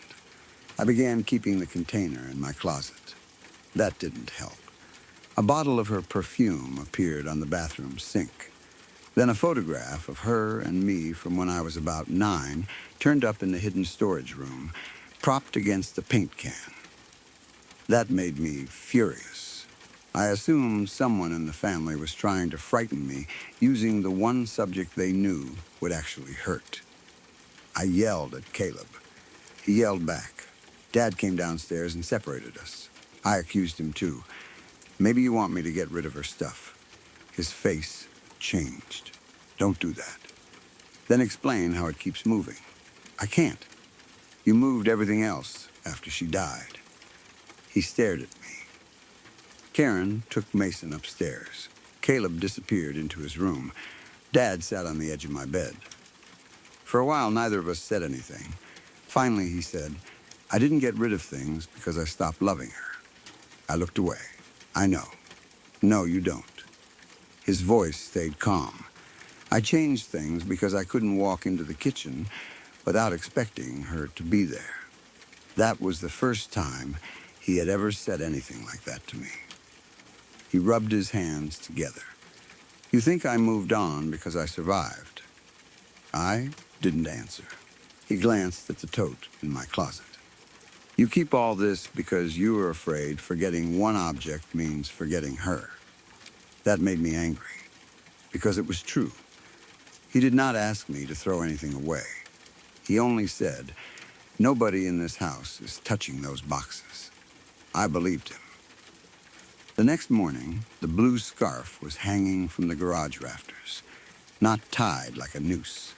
I want to be very clear about that. It was simply draped over one beam. Still, knowing what had happened in that garage made the sight unbearable. Dad found it before I did. He brought it downstairs with a strange expression and asked whether it was Mom's. I recognized it immediately. The scarf had been inside the locked tote. We checked. The container remained clipped shut. Dad stopped saying there were explanations after that. He didn't start calling the house haunted either. He became practical in a different way. He put a magnetic alarm on the hidden panel. If it moved more than half an inch, a battery-powered siren would sound. He mounted a small camera in the lower hall facing my bedroom entrance. Another pointed into the garage from above the workbench. This was 2004, so the cameras were bulky and recorded onto a small digital unit Dad kept upstairs. For 4 nights, nothing happened. On the 5th, the hidden shelf opened at 2:14 in the morning. The alarm did not sound. The camera froze for 11 seconds. When the video resumed, the shelf was already open. The magnetic sensors still worked when Dad tested it later. The 2 pieces should have separated enough to trigger the siren. They didn't. The garage camera captured something different. At 2:17, every circular blade hanging on the pegboard began turning. There were 6 by then, because Dad had put the rest of his tools back. They moved at different speeds. No person entered the frame. After around 20 seconds, they stopped. One blade continued for another full minute. Dad copied the footage onto a disc. I wish we still had it. The disc became unreadable years later. At the time, we watched it again and again. Nobody had an explanation. The worst incident happened the following month. Dad and Karen were at a work Christmas party. Mason was staying with a friend. Caleb and I were home. Snow had been falling since late afternoon. We ordered pizza, played video games, and avoided discussing the house. By then, we had fallen into an uncomfortable routine. If the secret storage section opened, I closed it during daylight. If something happened in the garage, we told Dad. Nobody went into either place alone after dark. Around 11, Caleb went upstairs to call his girlfriend. I stayed in my room. The hidden panel was closed. The alarm was on. Mom's tote sat beneath my desk. I had moved it there because I no longer trusted the closet. I was reading when the room suddenly became colder. It happened quickly enough that I noticed my breath. I looked toward the little thermometer on my desk. It had dropped several degrees. Then the alarm unit beside the bookcase clicked. The red light went out. No siren. The shelf moved. Slowly, not pushed open. Pulled inward from the hidden side. The gap widened. I got off the bed. Caleb, no answer. I shouted again. Footsteps came from upstairs. The bookcase opened another foot. Something inside the storage space scraped across the plywood floor. I backed into the hall. Caleb came down the stairs. What? I pointed. The plastic tote containing Mom's belongings was no longer beneath my desk. It was halfway inside the hidden room. Neither of us had seen it move. Caleb stared. Was that there? No. The container shifted. Maybe 2 inches. A slow, dragging motion. Caleb whispered something I won't repeat. I told him to call Dad. He pulled out his phone. No signal. That was unusual inside the house, but not impossible. Mine showed 1 bar, then lost it. We did the sensible thing. We did not go into the hidden space. We backed away and headed toward the front entrance. Before we reached the lower stairs, the fire door leading into the garage opened. Only a few inches. Bright white light poured through the gap. The garage should have been dark. Caleb stopped. Front door. We turned toward the 6 steps leading to the foyer. Behind us, something moved inside my bedroom. The plastic tote hit the floor. Hard, the lid cracked. I went back. Caleb grabbed my sleeve. Leave it. I should have. Then I heard glass break inside the room. Mom's perfume.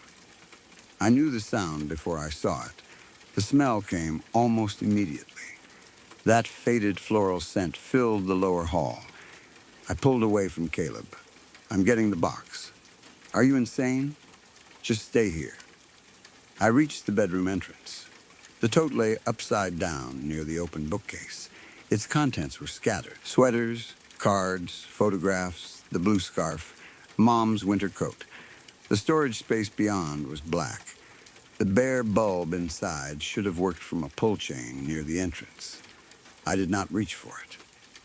Then I noticed something standing farther inside. At first, my brain read it as a pile of boxes. The shape was about the height of a man. One shoulder showed beyond the edge of a shelving unit. I saw a sleeve, dark work shirt, a forearm. The light from my bedroom reached only a few feet into the storage area. What confused me was the texture of the arm. Part of it looked like skin. Another section did not.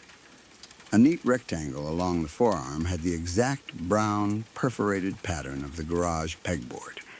Little black holes in straight rows. I stared. The figure shifted. A narrow patch along the shoulder caught the room light. Blue fabric. Mom's scarf, not wrapped around it. Flat, flush with the shirt as if a rectangular section of the scarf had somehow replaced part of the clothing. My stomach turned. Caleb whispered behind me, "What is that?" The figure stepped closer. It looked like a man, middle-aged, thin, work trousers, dark shirt.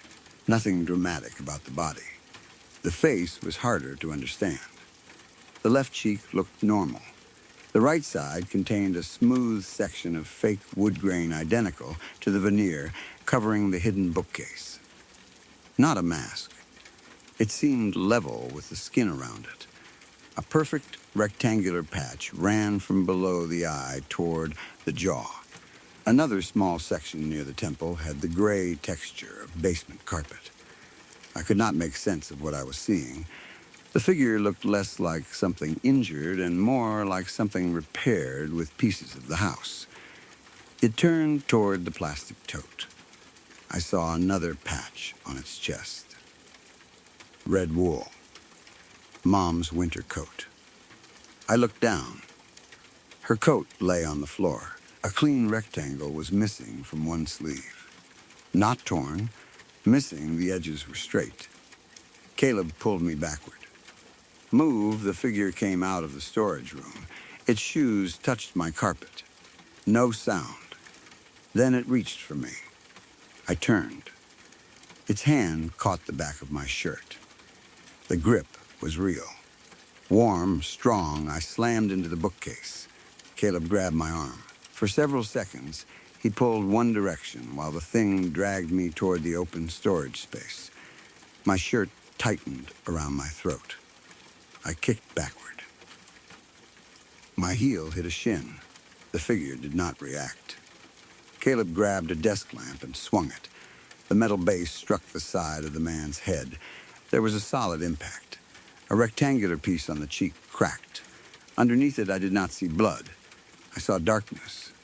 Not an empty hole, exactly. I had only a fraction of a second to look. The figure released me and turned toward Caleb. We ran. We headed for the lower stairs. The garage entrance slammed wide open. That impossible brightness disappeared instantly. Inside was complete darkness. Something metal clattered against the concrete. Caleb said, "Don't go in there." We went upstairs. The front entrance was at the middle landing. I grabbed the deadbolt. It would not turn. I tried again. Nothing. The lock had worked earlier. Caleb shoved me aside and tried. Still stuck. From below came a dragging noise. Slow, then the smell of my mother's perfume mixed with machine oil. I looked down the 6 steps. The figure stood at the bottom. The patches on its body were easier to see under the foyer light. Wood grain on the face. Pegboard along the forearm. Blue cloth near one shoulder. A square of red wool on the chest. There was also a pale patch on one trouser leg that looked exactly like the unfinished plywood inside the hidden room. It started climbing. Caleb grabbed the metal coat rack beside the front entrance. I yelled upstairs even though nobody else was home. The figure reached the 3rd step. Caleb swung. The coat rack struck its shoulder. It staggered into the wall. I tried the deadbolt again. Still jammed. The stranger reached for Caleb. He backed away. Then every light on the main floor went out. The foyer became nearly black. A second later, white brightness appeared below us. Not from the ceiling, from underneath the garage fire door. A clean, horizontal line. The figure was no longer on the stairs. Caleb whispered, "Where did it go?" Something grabbed my ankle from below. I fell. My chin hit the step. Caleb caught my jacket before I slid farther. A hand closed around my lower leg. I could not see the body. It pulled. My jeans scraped across the carpeted stair edge. I kicked. Caleb held me under the arms. Then the emergency light over the kitchen stove flickered on. For a moment, I saw the figure lying almost flat on the lower landing. Its head was turned toward my bedroom. Its body was facing me. That wrong combination made my stomach roll. The patches across its clothes seemed to shift when I looked directly at them. Not move. Change, the red wool became blue. The wood grain looked lighter. I kicked again. My heel struck the side of its face. The grip loosened. Caleb pulled me onto the foyer landing. We ran upstairs instead of trying the front entrance again. The main floor kitchen had a sliding glass door to the backyard. That was our next exit. We crossed the dining area. The sliding door would not move. The lock released. The panel stayed fixed in the frame. Snow pressed white against the deck outside. Caleb rammed his shoulder against it. Nothing. Below us, something struck metal. A loud ringing crash came from the garage. Then another. I knew those sounds. The circular saw blades. We heard several strike one another. Caleb looked at me. The garage door. The overhead garage door had a manual release. If we could reach it, we could get outside. Going back down felt insane. Staying upstairs felt worse. We picked up whatever we could use. I grabbed a heavy kitchen flashlight. Caleb took one of Dad's fireplace tools from the living room. We moved down the main stairs together. The lower landing was empty. My bedroom light was still on. The bookcase stood wide open. Mom's belongings covered the floor. The garage fire door was also open. No light under it now. We approached carefully. I turned on the flashlight. The beam reached Dad's workbench. The garage looked empty. Then one of the saw blades moved. A small rotation. Another followed. Caleb whispered, "Back up." The third blade turned. Then all six began spinning. Not fast enough to leave the hooks. Fast enough that their teeth flashed in the flashlight beam. The garage remained completely still otherwise. No wind, no fan, no open exterior entrance. The metal pieces began hitting one another. A harsh, uneven clanging filled the space. Then, one jumped off its peg. It struck the workbench, bounced, and rolled across the concrete. Caleb pulled me aside. The blade passed within a foot of my shoe and hit the lower cabinet. It cut a deep crescent into the wood before falling flat. That mark was still there the next morning. We should have gone back upstairs. Instead, the figure appeared behind us in the lower hall. Caleb saw it first. He shoved me farther into the garage. The stranger stood between us and the stairs. One patch of its chest now showed the pale floral pattern from my mother's old birthday card. A piece of the actual card lay torn on my bedroom carpet behind it. I felt sick. Not because I thought this was Mom. I knew it wasn't. It felt worse than that. It was taking pieces of everything I had refused to let go of and wearing them. The grief I had treated like something private suddenly felt exposed. I shouted at it. I don't remember every word. I told it those things were not its. I told it to leave them alone. The figure tilted its head. Then it moved toward me. Caleb swung the fireplace tool. The metal bar struck the shoulder. The stranger caught it and pulled.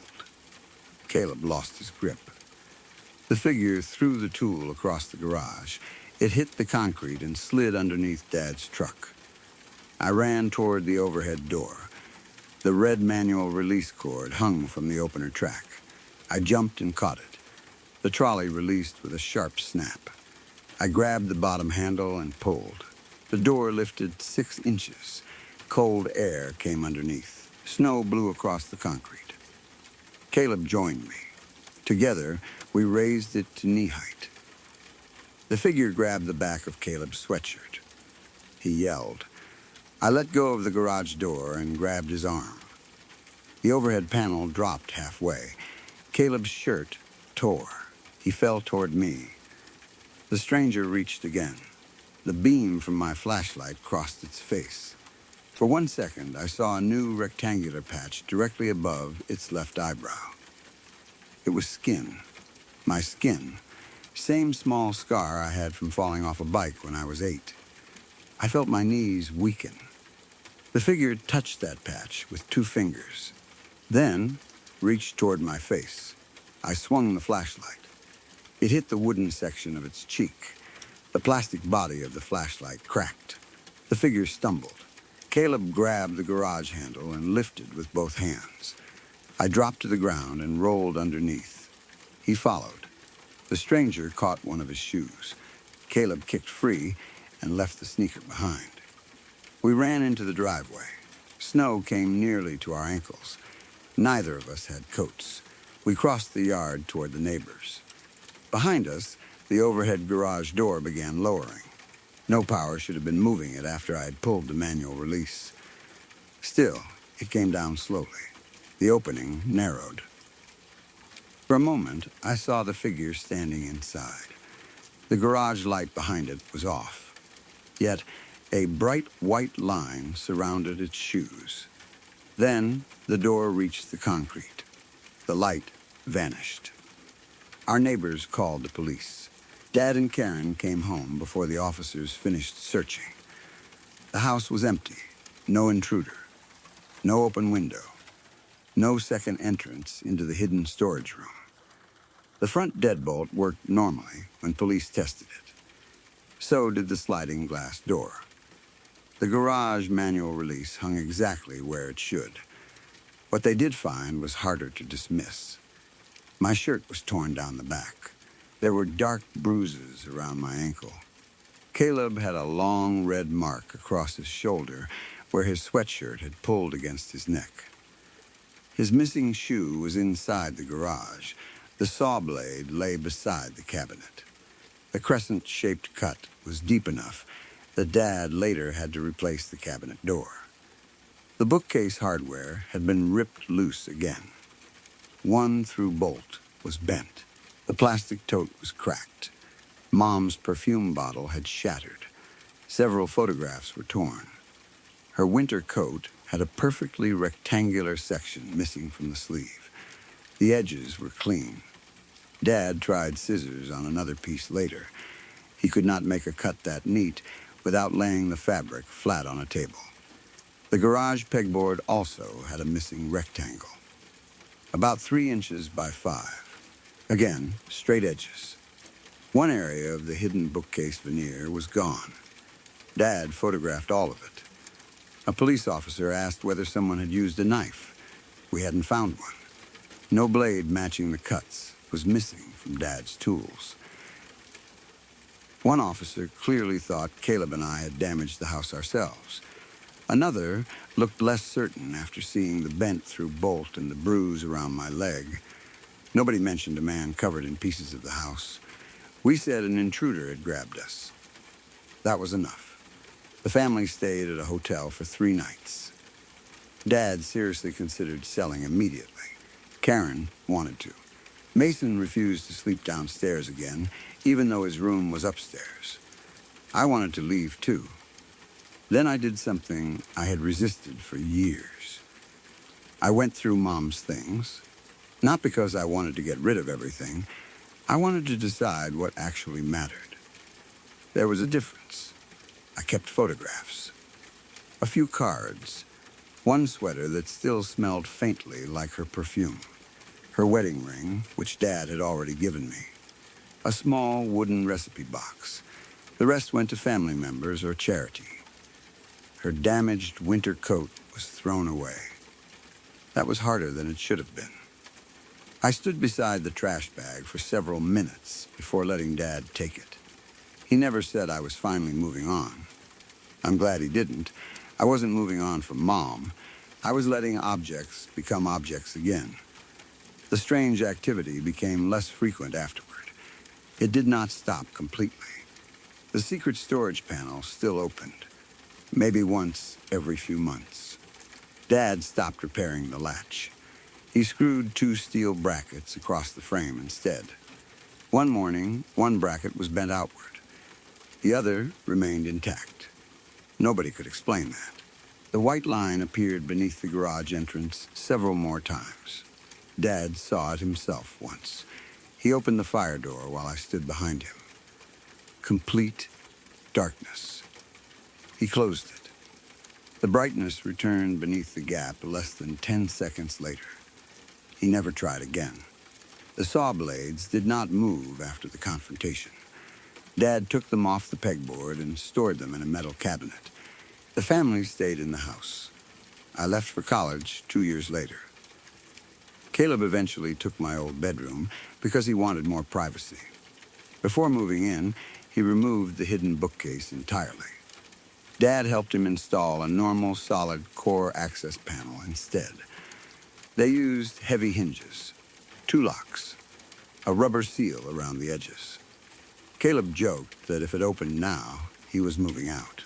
I told him not to joke. For almost a year, he had no problems. Then he called me one night. I was living in Ann Arbor by then. It was after midnight. I answered because Caleb almost never called that late. He said, "I owe you an apology." "For what?" "The room." I sat up in bed. "What happened?" "The panel opened." I asked whether the lock broke. "No. Did Dad open it?" "No. Then what do you mean?" Caleb was quiet for several seconds. I watched it. According to him, he had been lying in bed reading. The storage entrance was directly across the room. Both locks were engaged. The panel moved outward slowly. The upper lock remained closed. So did the lower one. The metal plates did not break. The panel simply came forward anyway, as though the wood had stopped being attached to them. Caleb did not get closer. He left his room and slept upstairs. In the morning, Dad inspected everything. The hardware was normal. No bent screws, no damaged frame. They eventually sealed the entrance with long construction screws. That worked for several months. Then Dad sold the house. I was relieved. I assumed that would be the end. Years later, after Dad died, Caleb and I became closer. Losing him forced us to admit we had spent too much of our teenage years blaming each other for circumstances neither of us created. We talked about the old house once while sorting Dad's workshop. He asked whether I still had the photographs from the damage.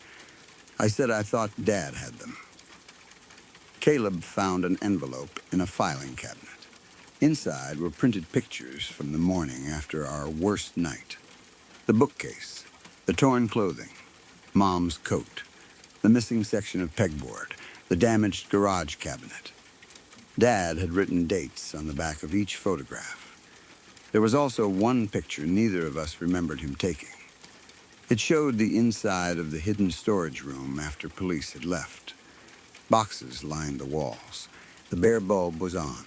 At the far end, behind a stack of Christmas decorations, something rectangular had been attached to the unfinished wall.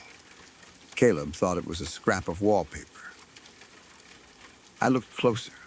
It was a piece of fabric, red wool, the missing section of my mother's coat. We had watched Dad throw that coat away 3 days earlier. I turned the photograph over. Dad had written one sentence on the back. Found this after the trash was collected. I still have the picture. The part I cannot explain is what Caleb noticed when we scanned it at higher resolution. The red square on the wall wasn't flat. A hand was pressing outward from behind it. I was 15 when my family first started seeing me inside our house at times, when I was definitely somewhere else. For years, I did not know how often it happened. My parents kept most of it from me because they thought there had to be a normal explanation and did not want to frighten me. My younger sister told me about a few incidents while we were teenagers, but I assumed she was exaggerating. It was not until I was in my 20s, long after we had moved away, that my mother finally admitted how many times she and my father had seen the same thing. The strange part is that nobody ever saw another member of our family duplicated. Only me. We lived outside Kingston, Ontario, in a two-story house my parents bought when I was 9. It stood at the edge of a newer subdivision where the pavement ended and farmland began. We had neighbors on both sides, but the backyard opened toward a strip of scrubby woodland and an old drainage field. The place itself was ordinary. The front entrance opened into a narrow foyer. The living room was to the right.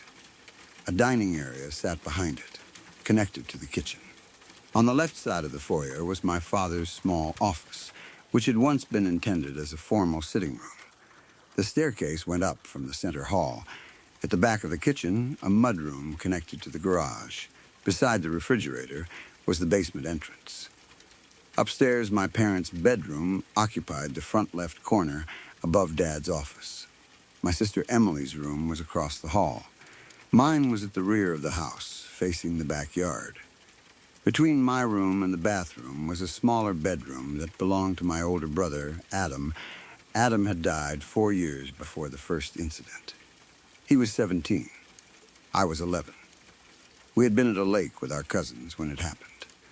There is no supernatural mystery around his death, no missing body, no suspicious circumstances. He drowned. I was there. That fact shaped almost everything that happened afterward. Adam and I had taken a small aluminum boat away from the cottage without permission. It belonged to our uncle. We were supposed to stay near shore, but Adam wanted to reach a little island farther out. Neither of us wore a life jacket. I remember that because my father had shouted at us about it earlier. We ignored him. Halfway across, a storm moved in faster than we expected. The lake became rough. The boat took water over one side, shifted hard, and overturned. I could swim well. Adam could too. For reasons nobody fully understood, he panicked. He grabbed me. I remember him pulling me under. I remember kicking. I remember getting free. A man from another cottage came out in a motorboat and found me holding on to the overturned aluminum hull. Adam was gone.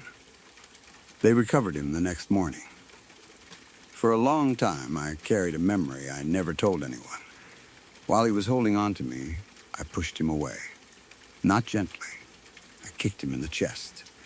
I did it because I thought he was going to drown both of us. I know now that it was survival. At 11, I thought I had killed my brother. My parents put me in therapy.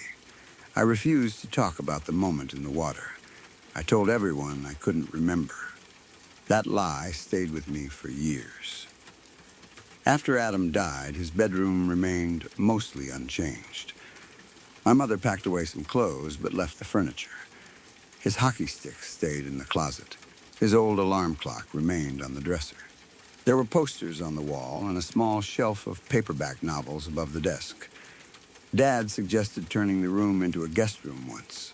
Mom said no. Nobody brought it up again. By the time I was 15, the door was usually closed. I passed it every day without looking inside.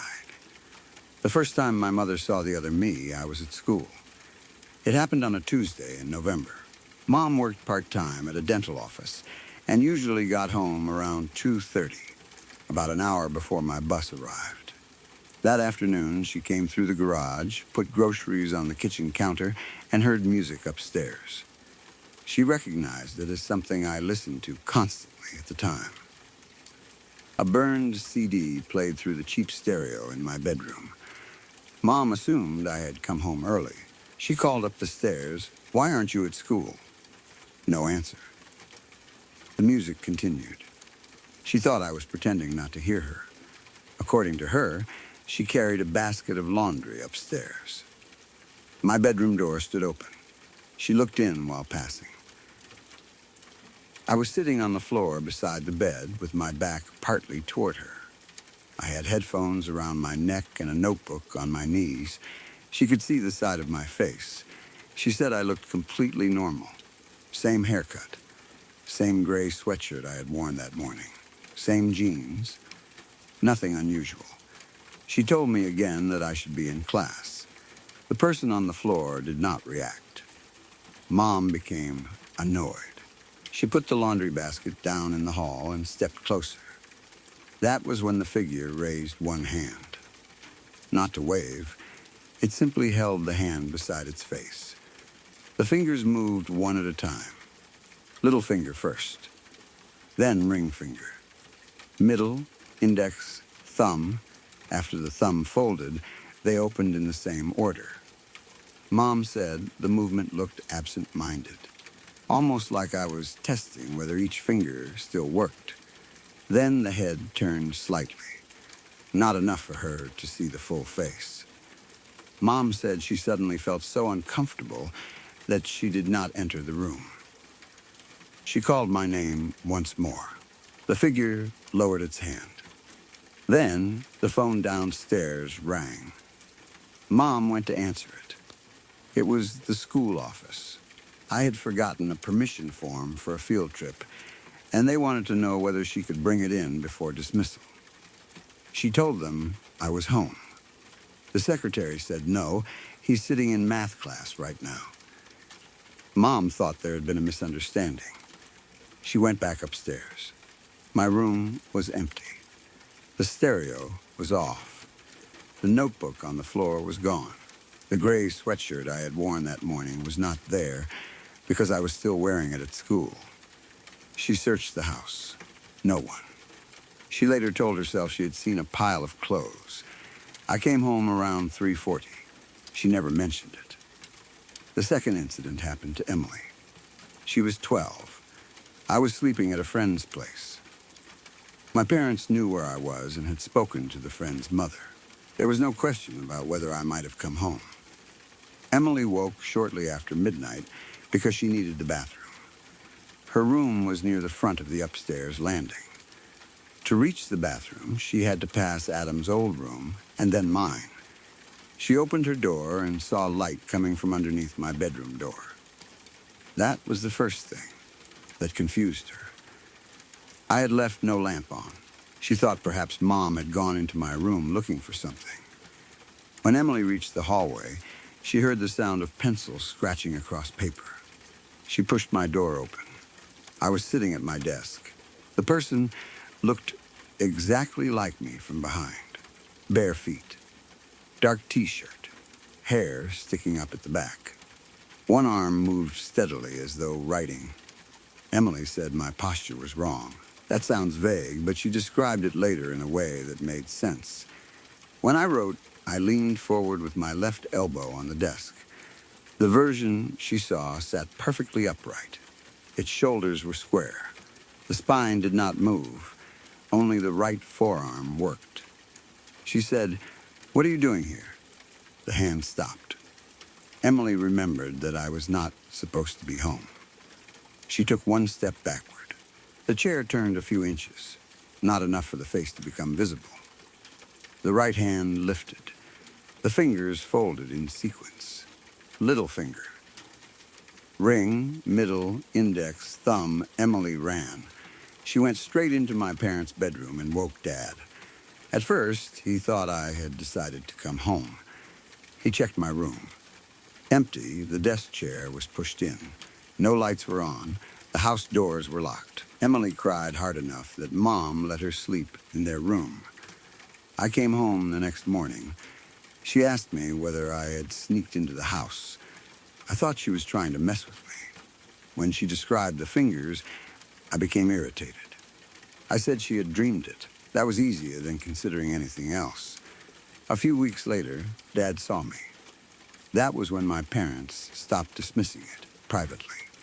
Dad was the most skeptical person in our family. He worked as a civil engineer and had very little patience for paranormal stories. He wasn't rude about religion or other people's beliefs, but if something strange happened in our house, his first response was always practical. Loose vent. Bad circuit. Animal in the attic. Reflection in glass. Tired eyes. He saw the duplicate on a Saturday afternoon. I was playing hockey at an arena across town. Mom and Emily were shopping. Dad stayed home to replace a leaking valve under the kitchen sink. At around 4, he heard someone running upstairs. He assumed I had come back early with one of the other parents. He shouted that I should take my shoes off if they were wet. No answer. A bedroom door closed. Dad washed his hands and went upstairs. He found me standing in Adam's room. Not mine. That detail disturbed him more than anything else. The old bedroom door was wide open. I stood beside the desk, looking at Adam's shelf. Dad could see my full profile. He said there was no blur, no darkness, no reason to mistake anyone else for me. I wore my red hockey jersey. The number on the sleeve was correct. My hair was damp, like it usually was after removing my helmet. Dad said, "How did you get home?" The figure looked toward him. This was the first time anyone in my family saw the face directly. Dad said it was mine. Almost, the eyes looked correct. Nose correct. Hair, skin, everything. The problem was the mouth. One side remained completely relaxed. The other half lifted slightly. Not a smile. More like the muscles on that side had received an instruction the rest of the face had missed. Dad asked what I was doing in Adam's room. The version of me did not speak. It raised the right hand. The fingers began the same sequence. Dad stepped backward. The little finger folded. Then the next. Before it reached the thumb, the garage door opened below. Our real family had arrived home. Dad heard Mom call from the kitchen. He turned his head toward the staircase for less than a second. When he looked back, the room was empty. My hockey bag thumped against the mudroom wall downstairs. Dad walked into the bedroom. Nothing. The carpet near the desk looked disturbed, as if someone had been standing there. He went downstairs. I was taking off my shoes. He asked whether I had been home earlier. I said no. He asked whether I had changed clothes at the rink. No, I was still wearing the red jersey beneath my jacket. For the first time, my parents told me about the earlier sightings. I thought they were joking. Then Emily started crying.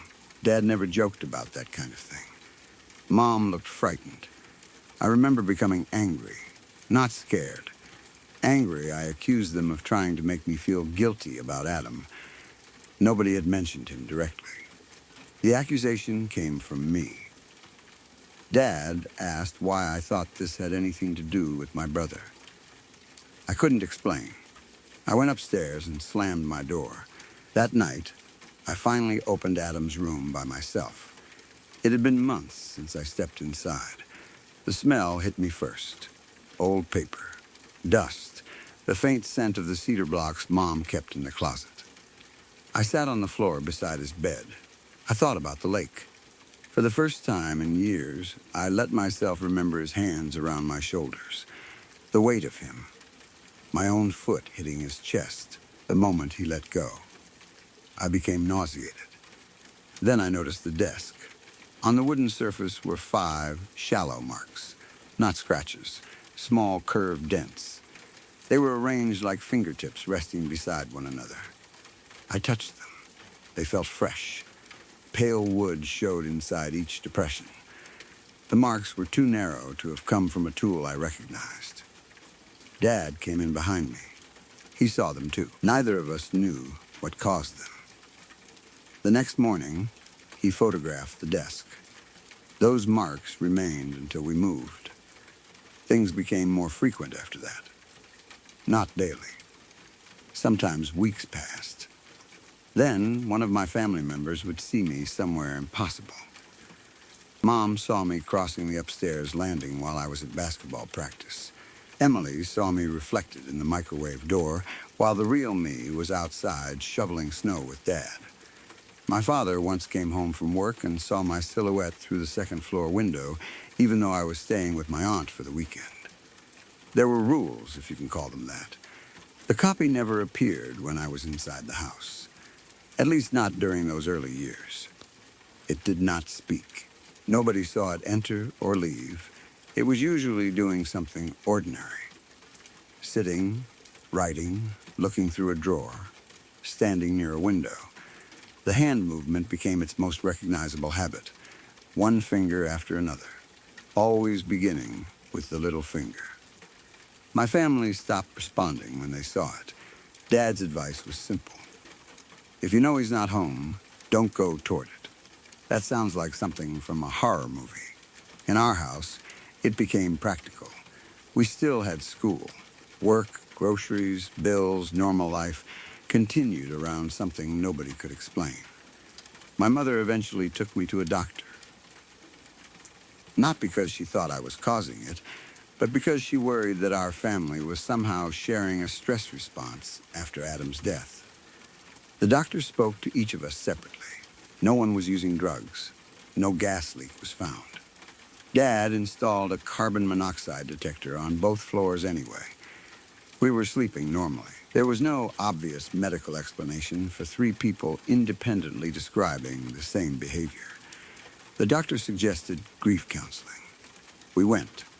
It helped with many things. It did not stop the sightings. By 16, I had become almost obsessed with proving something physical was happening. I started marking objects in my bedroom before leaving. I put a pencil at an angle on the desk. I folded my blanket in a specific way. I photographed the position of my chair using a disposable camera. Most days, nothing changed. Then, one evening, I came home from a friend's house and found the chair turned toward the window. Mom had seen the other me sitting there 20 minutes earlier. On the carpet beneath the desk were bare footprints. Our carpet had recently been shampooed, and the fibers still showed pressure easily. The impressions began near the bed. They crossed to the desk. There was no trail from the doorway, no marks leading out. Dad measured them. Same length as my feet, same shape. My left second toe is slightly longer than the big toe.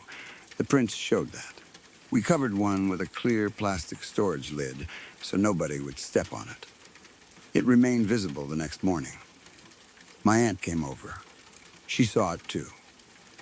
That mattered because until then, every witness lived in the house. She crouched beside the print and said, "That looks like his foot." Nobody answered. Dad cut out a small square of carpet before we eventually moved. He kept it in a box for years. The next escalation happened during Christmas break. My parents had gone to a neighbor's dinner. Emily was at a friend's sleepover. I was home alone. That was the first time the copy appeared while I was in the house. I was downstairs playing a video game. Around 10, I heard my bedroom stereo start. The volume was low. I recognized the CD immediately. I had left it in the player. At first, I thought the stereo timer had activated. I didn't remember setting one. I paused the game. The music continued overhead. I went to the staircase. My room was at the back of the house, so from the bottom I couldn't see the doorway. I called. "Hello?" Nothing. I almost laughed at myself. There was nobody home. I went upstairs. The stereo stopped before I reached the landing. My bedroom door was open. I stood in the hall. The room was empty. Then Adam's bedroom door moved. Slowly, it opened inward. I had closed it earlier. I did not go inside. For once, I followed Dad's rule. I backed toward the stairs. Something shifted behind me. My bedroom chair scraped across the carpet. I turned. Someone was sitting at my desk. Me, I saw the back first. Same hair, same t-shirt, same narrow shoulders. The figure had not been there 2 seconds earlier. My stomach dropped. I couldn't speak. The right hand lifted. The fingers began folding. Little finger. Ring, middle, I ran. I took the stairs too fast, slipped near the bottom, and hit my shoulder against the wall. I went outside without a coat. It was below freezing. I crossed to our neighbor's house and called Dad from there. My parents returned with the neighbor, Mr. Green, They searched everything. No person, no broken lock, no open window. My room looked normal. Then, Dad found blood, a small smear on the edge of my desk. I had not cut myself. Nobody else was bleeding. There was also a narrow crack in the desk surface, running between the old fingertip marks. Mr. Green saw it. He knew nothing about the earlier events. Dad told him we thought someone might have entered the house. The police came because of the blood. They found no sign of forced entry. One officer suggested a friend might be hiding nearby and playing a prank. They checked the basement, garage, closets, and attic access. Nothing. The smear was photographed. No useful conclusion came from it. My shoulder was bruised from the fall. For the first time, I refused to sleep in my room. I used the couch downstairs for almost a week. After that night, I finally told my parents the truth about Adam. Not because I thought the duplicate was him. I didn't. It never looked like Adam. I told them because I could no longer carry the lake by myself. We were sitting at the kitchen table. I admitted that I remembered everything. I told them he had grabbed me. I told them I kicked him away. My mother cried. Dad sat very still. I expected anger. Instead, he said, "You were 11. I pushed him. You were drowning." He let go after I kicked him. Dad's face changed. He came around the table and held me. I hadn't let him do that in years. My mother said something I still remember. Surviving isn't the same as choosing who dies. That sentence helped me more than years of avoiding the memory. For a while, the sightings stopped. Almost 6 months passed. I began to believe the entire phenomenon had been tied to guilt. Maybe all of us had been under so much pressure that our brains created some shared pattern. I knew that explanation didn't account for the footprints or desk damage, but I wanted it. Then Emily saw the copy again. This time it was inside Adam's bedroom. I was at work. She was 17 by then, and old enough that nobody could dismiss her as a frightened child. She came home from school, went upstairs, and heard someone moving inside his room. She opened the door. The duplicate stood with its back to her. It was wearing one of Adam's old hockey jerseys, not mine. His, the number on the back, was 14. The shirt hung too loosely because Adam had been broader than me. Emily said, "Stop." The figure turned. My face. Adam's jersey. The right side of the mouth lifted. Then it spoke for the first time. It said he was heavier. Emily ran out of the house. When I got home, she was sitting on the front porch with our neighbor. She refused to enter until Dad arrived. I knew immediately what those words meant. Nobody else did. He was heavier, in the water. Adam had been heavier than me. That was one reason I couldn't keep us both above the surface. I had never used that phrase with anyone. I went into the kitchen and threw up. My parents no longer discussed doctors. Dad installed locks on both Adam's door and mine. Not small bedroom locks, real exterior-grade deadbolts. He also put a motion camera in the upstairs hallway. This was before home cameras were as common as they are now, so the setup was clumsy. It recorded onto a digital unit in his office. For several weeks, nothing happened. Then, the camera captured something. I was at school. Mom was downstairs. At 1:52 p.m., my bedroom door opened. No one came through it. The camera showed the empty hall. Then, roughly 10 seconds later, I stepped out of Adam's room. The problem was that his door never opened. The recording showed me simply becoming visible near the frame, not appearing in a flash. There was no obvious edit. One moment, the corner beside his door was empty. In the next frame, part of my shoulder existed there. Then, more of me. By the time the next second passed, I was standing in the hallway. I faced the camera. The image quality was poor, but clear enough to recognize my clothes. The right hand rose. The fingers folded one by one. Then the image distorted. When it returned, the hall was empty. Dad copied the recording. He showed it to a coworker who knew more about electronics. The coworker thought it was a camera glitch. Dad asked how a glitch could produce a recognizable person. The man had no answer. That video disappeared years later when the hard drive failed. I wish I still had it. Things got dangerous not long after. It was late summer. I was 17. My parents were downstairs watching television. Emily was in the shower. I came home around 9 after working a shift at a grocery store. The moment I entered through the mudroom, Mom screamed. She was looking toward the staircase. I dropped my bag. Dad stood. "Don't move." I thought he was speaking to me. Then I followed his eyes. Someone stood at the top of the stairs. Me, same work uniform, same black shoes, same name tag. The copy looked down at us. I was standing in the kitchen doorway. For the first time, both versions of me were in the house together. My mother began crying. Dad moved between us. The figure upstairs raised one hand. Its fingers folded. I did not run. I was too shocked. Then Emily opened the bathroom door behind it. She stepped into the hall wearing a robe, drying her hair with a towel. She had not seen the figure yet. Dad yelled, "Emily, go back." Too late. The duplicate turned. Its body moved before the head. For 1 second, the neck twisted at an angle that looked painful. Then it rushed her.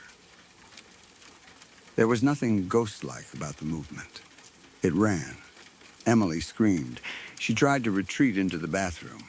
The copy grabbed her robe and pulled her backward into the hall.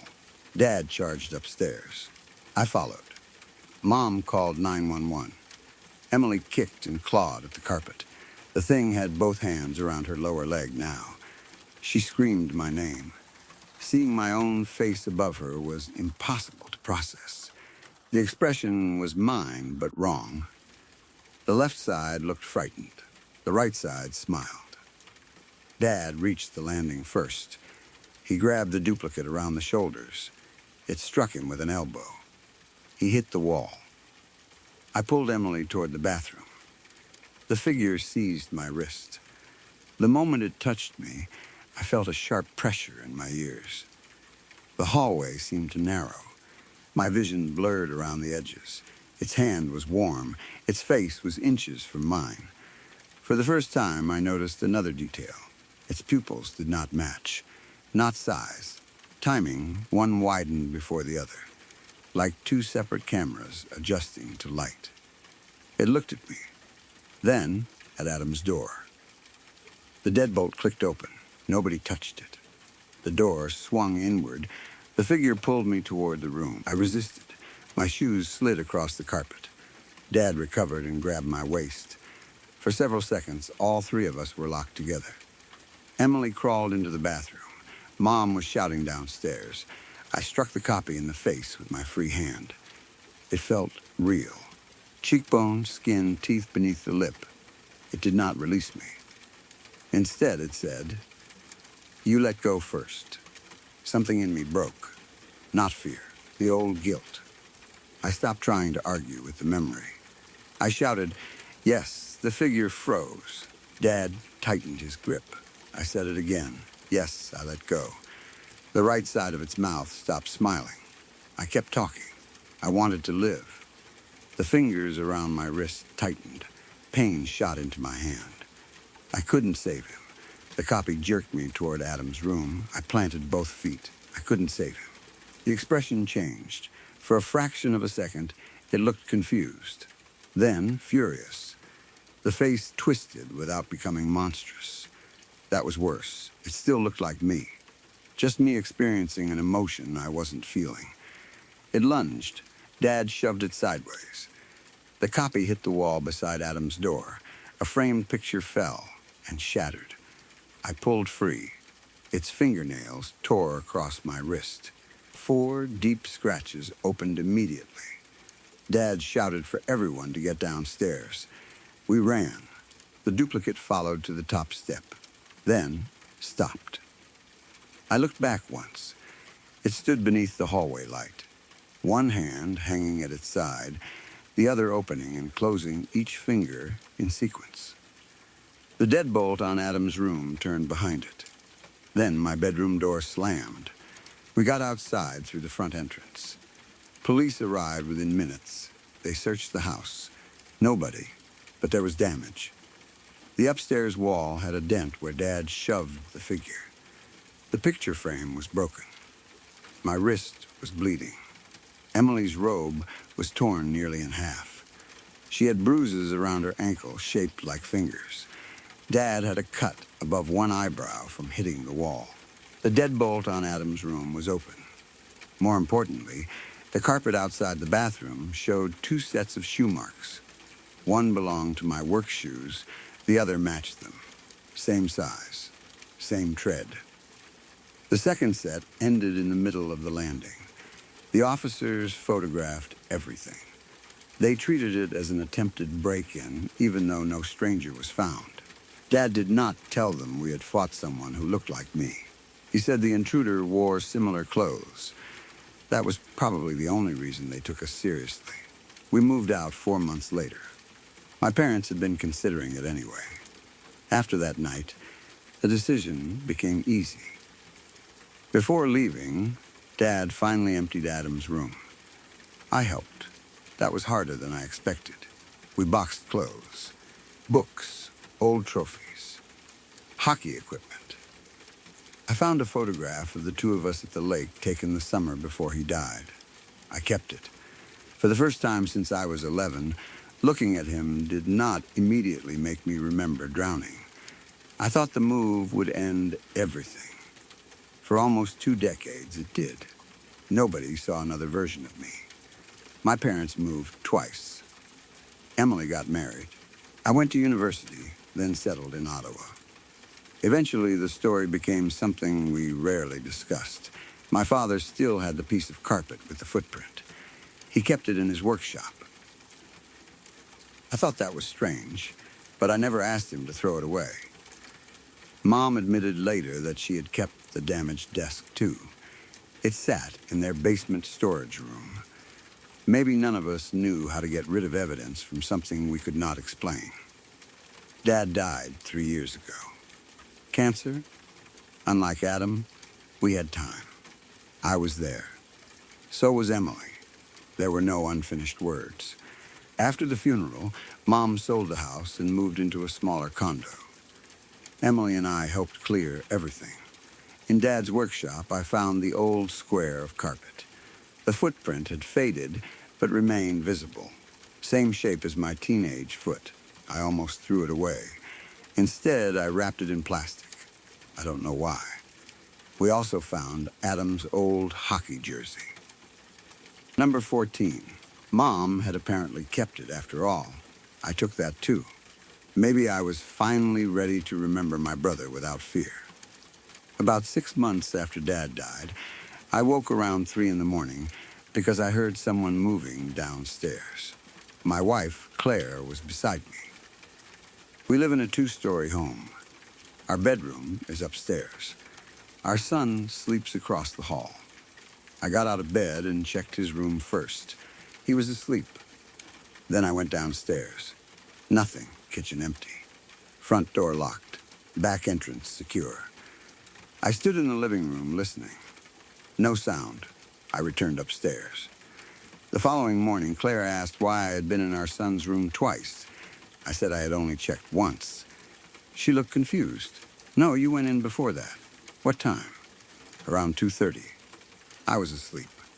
She laughed at first. Then she saw my face. She told me she had opened her eyes and seen me standing in our son's doorway. I had my back toward her. One hand rested against the frame. She assumed I was checking on him. Then I returned to bed, except I had never left. I asked what I was wearing.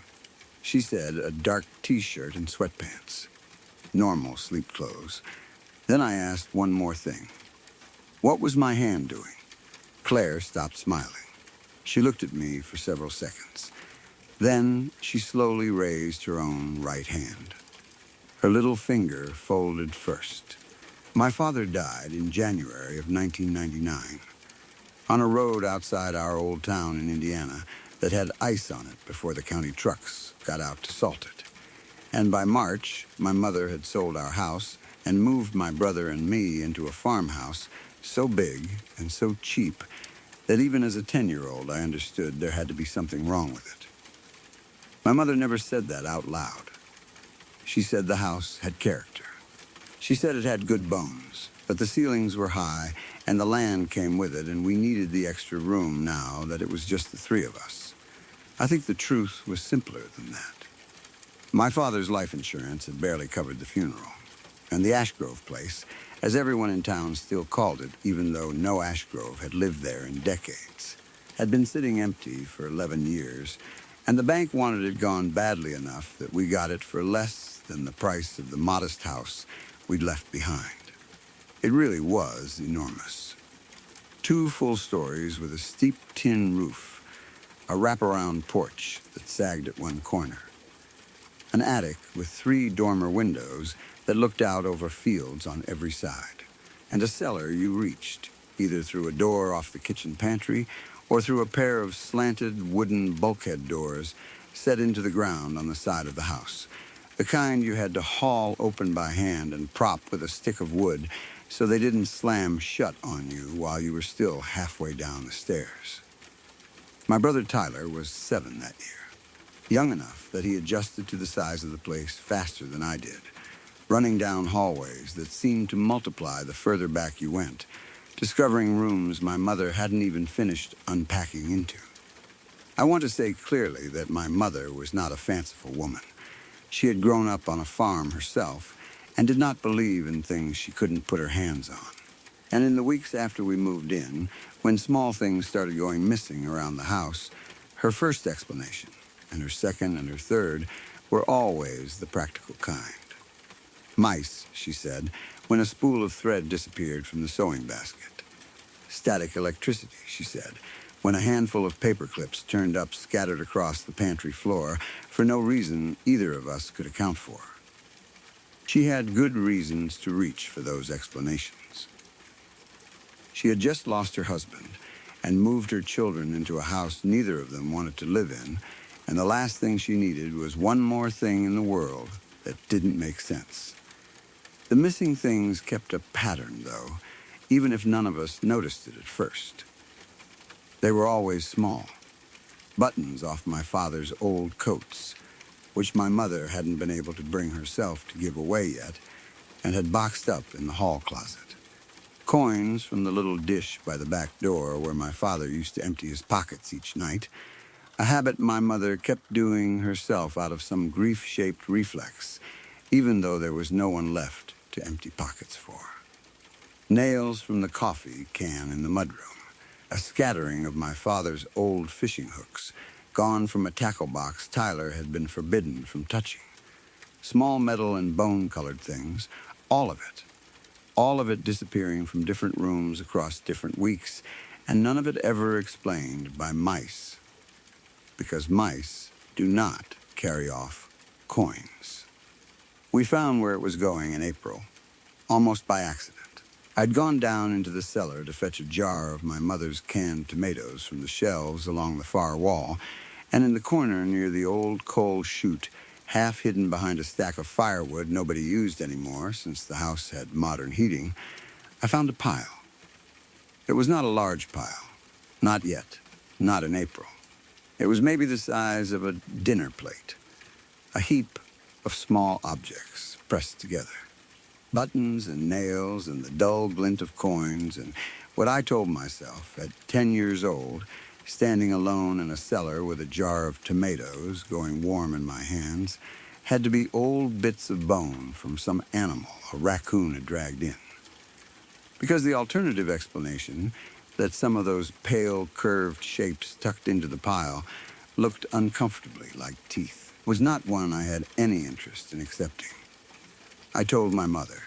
She came down with a flashlight and looked at it for a long moment with an expression I couldn't read, and then she said, in the flat voice she used when she'd already decided how she was going to handle something, that raccoons collect things sometimes, that we'd had one in the crawl space of our old house once that hoarded bottle caps under the porch, and she swept the whole pile into a dustpan and threw it out with the trash, and told Tyler and me not to go into the cellar without her from then on. The pile came back within 2 weeks, in the same corner, larger. I don't want to make it sound like we lived those months in constant terror, because we didn't. Grief takes up most of the space in a house like that, and fear has to compete for whatever room is left over. Most days were ordinary. Tyler and I went to our new school, my mother took a job doing the books for a feed store in town, and the house, despite everything, started to feel a little more like ours as spring went on. But underneath that ordinary surface, the sounds had already started. And once you notice a sound like that, you can't stop noticing it. It started as a kind of ticking, small and dry, coming from inside the walls at night. Not the single steady tick of a clock, but something more scattered, more numerous. Dozens of tiny points of contact happening at once, and then stopping, and then starting again somewhere else, moving through the house the way a current of air moves through a house. Except this had a rhythm to it that air doesn't have. A rhythm that reminded me, though I didn't have the words for it then, of a great many small things all moving in the same direction at once. My mother heard it too, though she wouldn't admit to being unsettled by it in front of us. She blamed it on the house settling, on old wood contracting and the cool nights after warm days. And she wasn't entirely wrong to reach for that explanation, because old houses do make those sounds. But this sound had a destination. Whatever was moving through those walls always seemed to end up traveling toward the same part of the house. Down through the framing, down past the kitchen, down toward the cellar, toward that pile in the corner that kept growing, no matter how many times my mother swept it away. By June, the pile had a shape to it that none of us could pretend not to see anymore. It had grown to about the size of a large dog curled up, and it was no longer just loose objects heaped together. Things had begun to connect, pressed and fused in ways that made no physical sense. Buttons overlapping nails, overlapping the pale, curved shapes that were, by then, unmistakably teeth of some kind, small and worn, arranged in rows along what had become, unmistakably, the beginning of a jaw. There was a suggestion of a shoulder in the way the mass rose on one side. There was, worse, a suggestion of fingers, thin lengths of bent wire and nail fused together into segments that curled slightly at the tips. My mother stopped sweeping it away after that. I think some deep practical part of her understood that whatever this was, disturbing it had never once made it smaller, only angrier, if a pile of found objects can be angry. And she started instead keeping the cellar door bolted from the kitchen side and telling Tyler and me with a firmness that frightened me more than any explanation would have, that we were never, under any circumstances, to go down there alone. The sounds in the walls grew busier as the summer went on, and they stopped confining themselves to night. I heard them at 3 in the afternoon once, doing homework at the kitchen table, a scattering, scrabbling rush of tiny movement traveling through the wall behind me toward the pantry door. And I sat frozen with my pencil in my hand until it passed. And I told myself, the way you tell yourself things at 10 years old when you desperately want them to be true, that it was squirrels in the attic. Even though the sound had come from inside a wall on the ground floor, nowhere near the attic at all. It was Tyler who had the closest call. In August, on a night I have never fully stopped thinking about. He'd started sleepwalking that summer, something the pediatrician told my mother was common in children going through a major loss. Nothing to worry about beyond keeping his door closed and a gate at the top of the stairs. On the night I'm talking about, my mother woke sometime after midnight to the sound of the cellar door standing open, The bolt she'd installed herself somehow slid back, and she found Tyler halfway down the cellar stairs in his pajamas, eyes open and unseeing, walking steadily toward the corner where the pile sat, now grown large enough that in the dark it could have passed, at a glance, for a crouching person. She told me later, much later, once I was old enough that she finally allowed herself to talk about it honestly, that as she reached the top of the stairs, she saw the pile move. Not shift the way a pile of loose objects might settle under its own weight, but move deliberately, one arm-shaped mass of fused metal and bone rising and reaching toward Tyler's ankle as he descended, patient, unhurried, the way you'd reach for something you were confident wasn't going anywhere. She said she screamed his name loud enough that he startled awake mid-step, disoriented. And in that half-second of him freezing on the stairs, she got down to him and hauled him bodily back up. And as she did, she felt something close around her own wrist. Cold in a way that had nothing to do with the cellar's usual damp chill. A grip made of dozens of small hard points pressing into her skin at once, like being gripped by a hand made entirely of paper clips and teeth.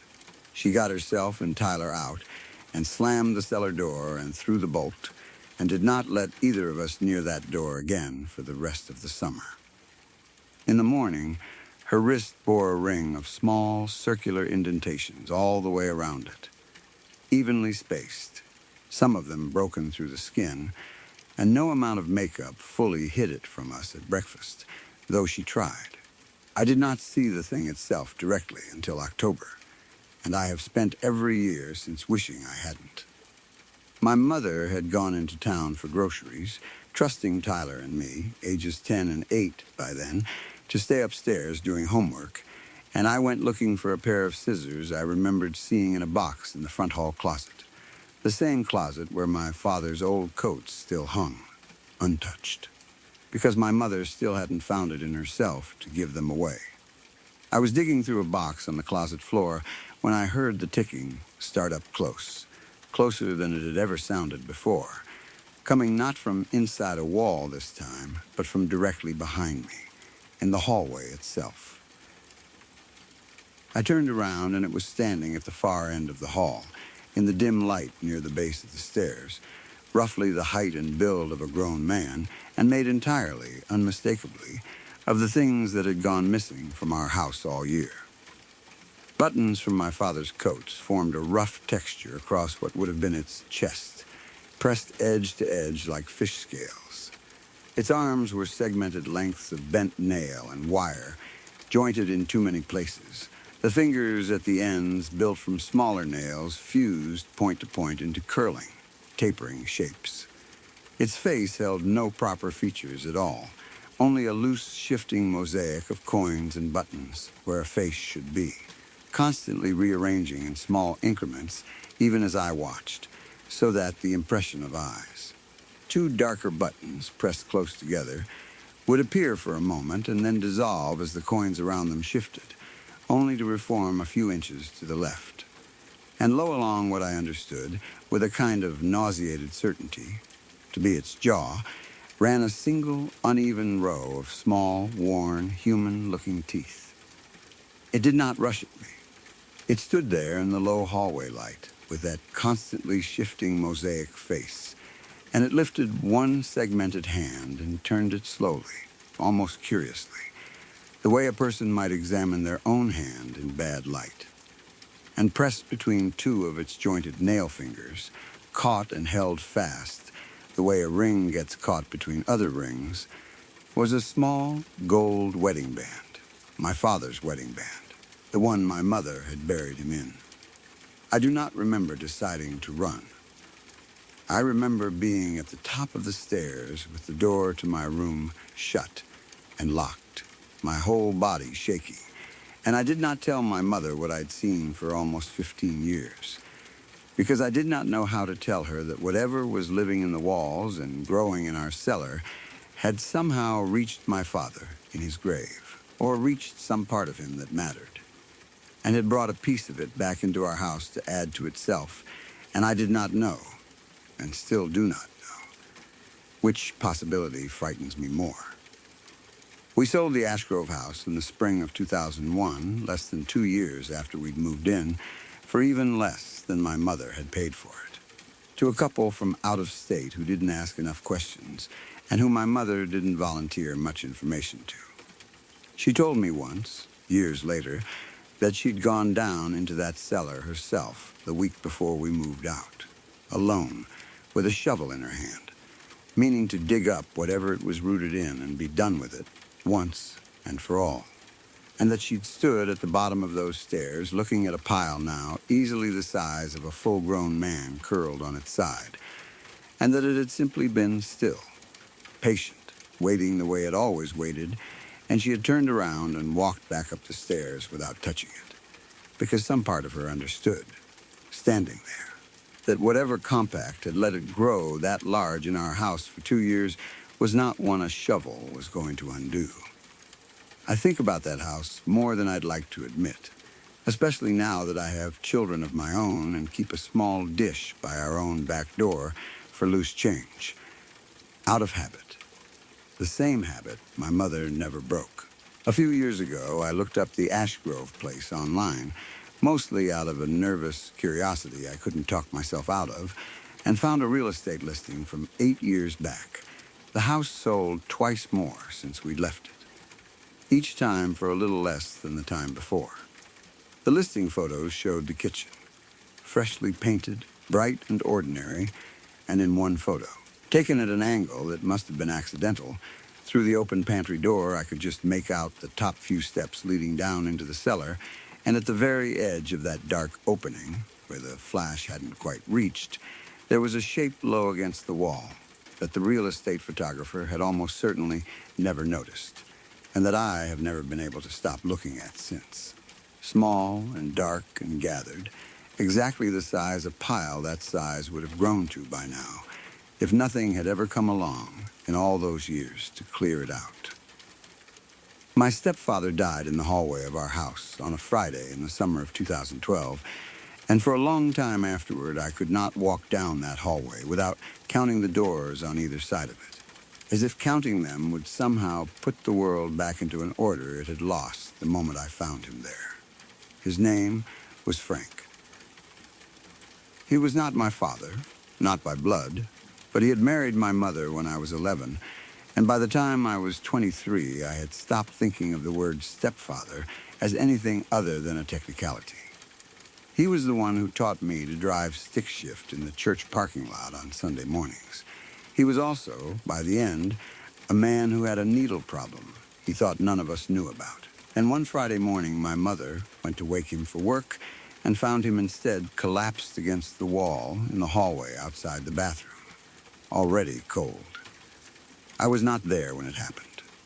I was living 40 minutes away at the time, in an apartment with 2 roommates and a lease I could barely afford, and the last real conversation I'd had with Frank had been an argument, 3 weeks before he died, about money I'd asked him to loan me, and that he'd refused, telling me I needed to learn to stand on my own before I came asking him for help. I hung up on him. I never called him back to make it right, and then he was gone, and there is a particular flavor of guilt that comes from an unfinished argument with someone who can no longer argue back. It sits differently than grief. It doesn't fade the way grief is supposed to fade. It just waits. My mother could not keep the house after that. Frank's habit had eaten through their savings for longer than any of us realized, and within 4 months of his death, she was behind on the mortgage and had to move into a rental across town. A small 2-bedroom place that smelled like someone else's air freshener, no matter how many windows she opened. The house sat empty on the market, unsold, because the bank was slow and the housing market in our part of Pennsylvania was slower still, and it might have stayed empty for a year if my own situation hadn't fallen apart around the same time. My lease was up in October. My roommates were both moving out of state for work, and I could not find anyone willing to split a place with me on short notice, and I did not have the money for a security deposit on my own apartment, even if I had found one. My mother, in a moment I think surprised both of us, offered me the key to the old house. Just until you get back on your feet, she said. Nobody's living there. It's better than it sitting empty with the pipes freezing come winter. I want to be honest that some part of me hesitated, because the house held Frank inside every one of its rooms in a way that made the idea of sleeping there feel strange. But strange was a luxury I couldn't afford that October. So I took the key and I moved in. The house looked the same as it always had from the outside. Pale yellow siding. A covered porch my mother used to grow tomatoes on in pots along the railing, though the pots were empty now and full of dead soil. Inside, most of the furniture was gone, sold off or moved to my mother's rental, so the rooms echoed in a way they never had when I was a kid. The one thing that hadn't changed at all was the hallway. It ran from the living room straight back past the two bedrooms and the bathroom to the kitchen at the rear of the house, and the walls of that hallway were still covered in the same wallpaper that had been there since before Frank and my mother even bought the place. A pattern of faded yellow flowers on a cream background, curling loose at the seams in a few spots near the ceiling. Frank used to complain about that wallpaper constantly. He kept saying he was going to strip it and repaint, kept buying the little tubs of wallpaper stripper gel from the hardware store, and never once opening them. I found 4 unopened tubs still sitting in the hall closet the week I moved in. And for some reason, that detail bothered me more than almost anything else in the house. I set up a mattress in the living room rather than sleeping in either bedroom, partly because the bedrooms felt too personal, too much like walking into a museum of a family that didn't exist anymore, and partly, though I didn't want to admit this to myself at the time, because the living room was as far from that hallway as you could get while still being inside the house. For the first few weeks, nothing happened that I would call unusual. Not really. There were small things, the kind of things any old house does. The furnace clanked when it kicked on. A window in the back bedroom didn't sit quite flush in its frame and let in a thin whistle of air on windy nights. Twice I caught a smell of cigarette smoke drifting faintly from the direction of the hallway, which struck me as odd only because Frank had quit smoking 2 years before he died, and nobody had smoked in that house since. But old houses hold on to smells the way old houses hold on to everything, so I didn't think much of it. The dream came about 5 weeks in the middle of November, on a night I remember specifically because I had fallen asleep on the living room mattress with the television still playing some late show I wasn't watching. In the dream, I was lying in that same spot, and I looked up and Frank was standing at the far end of the room where the living room opened into the hallway, leaning against the doorframe the way he always used to when he wanted to talk to me about something without making a big deal of it. He was smiling. He looked healthy, the way he'd looked maybe 10 years earlier, before the weight came off him, and his eyes went hollow. He made some dumb joke, something about how I still hadn't learned to fold a fitted sheet properly. And I remember laughing in the dream, actually laughing, and feeling for one warm, complete moment like nothing bad had ever happened to either of us. Then I woke up. I woke up because I felt something moving down the back of my head, slow and deliberate, a pressure like the flat of a hand smoothing my hair down and continuing along the back of my neck and between my shoulder blades. It felt exactly, precisely, like the way Frank used to pat me on the back when I was younger and upset about something, that particular weight and rhythm a person's hand carries when they've done the same comforting gesture 100 times before. I lay perfectly still with my eyes open, my heart slamming, and there was nothing there. No hand, no shape, nothing but the dark living room and the blue light of the television, still playing on mute. I told myself, in the way you tell yourself things at 3 in the morning when you desperately need to believe them, that it was some leftover misfire of a dreaming brain, a hallucination bleeding out of sleep and into the first few seconds of waking. I am not a person who believes in ghosts. I did not want to become one that night. So I didn't. I filed it away as a trick of grief and exhaustion. And for a while, that filing system held. It stopped holding about 10 days later. I woke one night to a sound from the hallway, a soft, papery rustle. The kind of sound old wallpaper makes when a draft gets behind a loose seam and lifts it slightly off the wall. I told myself that's exactly what it was, a draft. The same whistling window in the back bedroom finally finding its way into the hallway, too. And I got up to check because I could not fall back asleep with a sound I hadn't identified running through my head. The hallway light, an old fixture with a pull chain, buzzed and flickered when I turned it on, the way it always had, and by that stuttering light I saw that a long strip of wallpaper near the bathroom door, the exact spot where Frank had collapsed, had peeled away from the wall in the night and now hung down in a loose curl, exposing a patch of the old plaster beneath. That alone wouldn't have unsettled me. Old wallpaper peels. What unsettled me was the shape underneath it. The plaster beneath the peeled paper was discolored.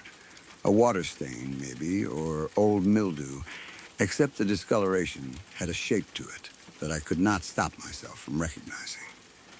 It looked like the silhouette of a person slumped against the wall, shoulders rounded, head tilted to one side, one arm bent up near the chest, almost exactly the position my mother had described finding Frank in, a description she had only given once, quietly, months before, and that I had never repeated to anyone.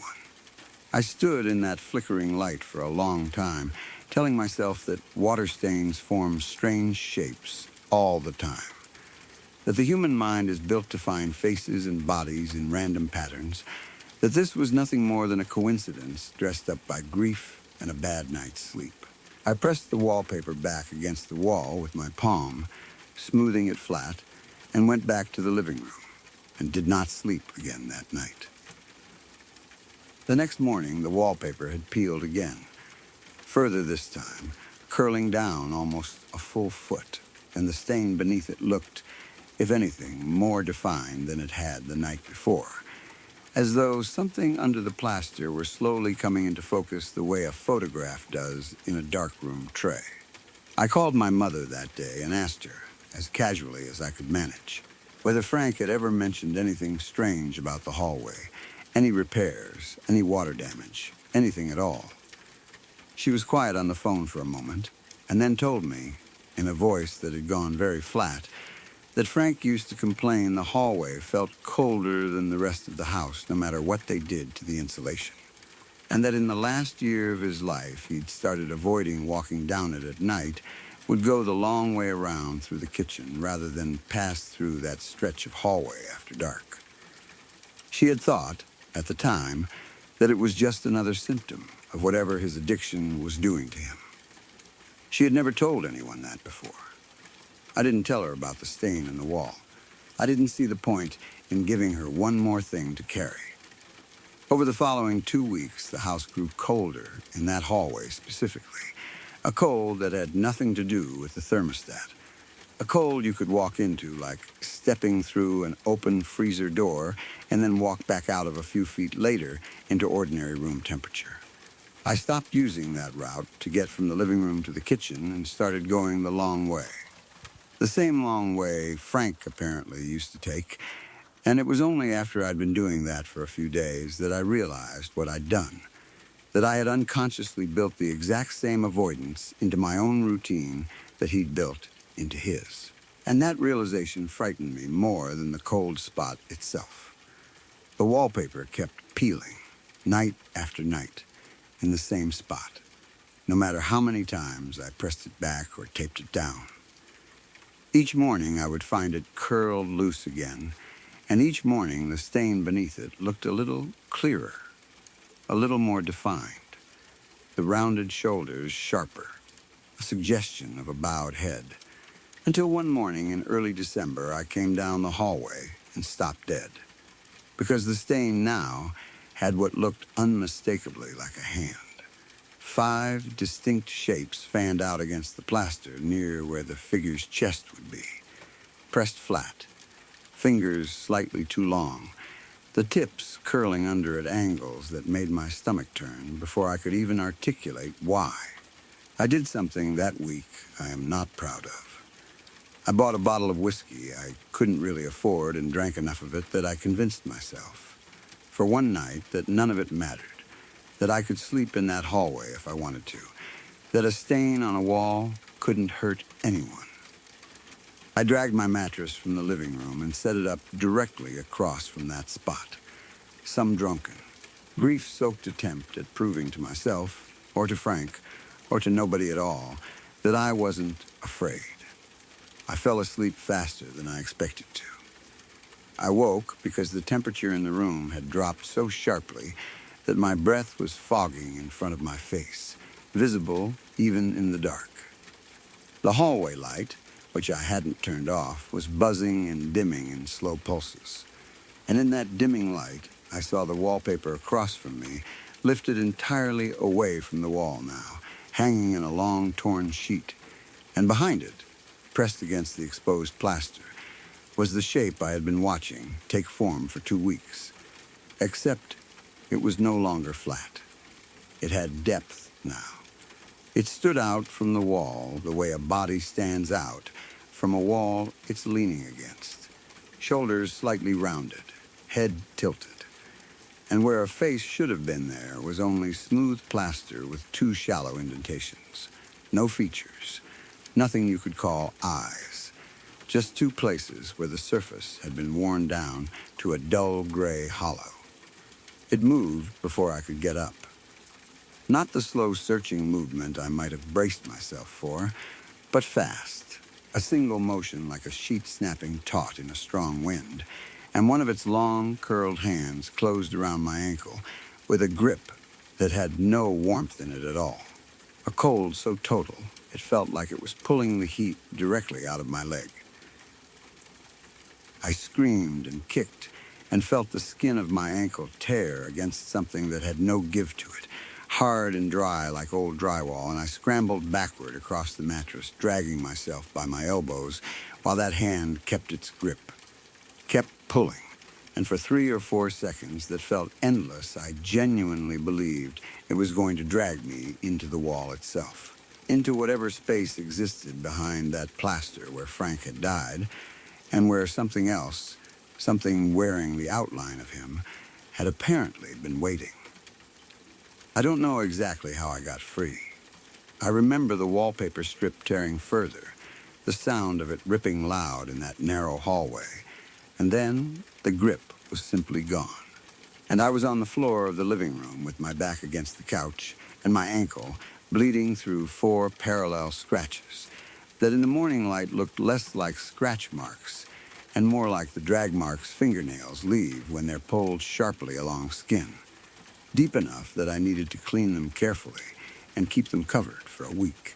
I did not go back into that hallway that night.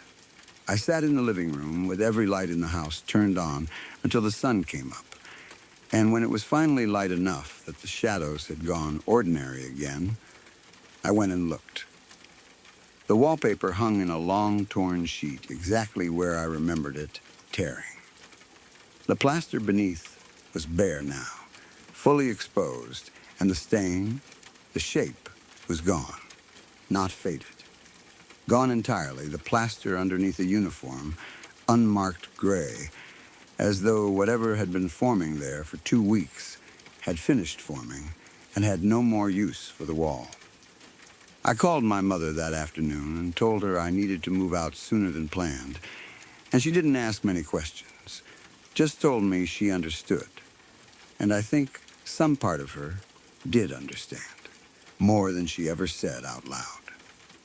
I found a room to rent within the week, a bad arrangement in a stranger's basement that I would not recommend to anyone, but it was somewhere that wasn't that hallway, and I packed my few things and left the house before the end of December.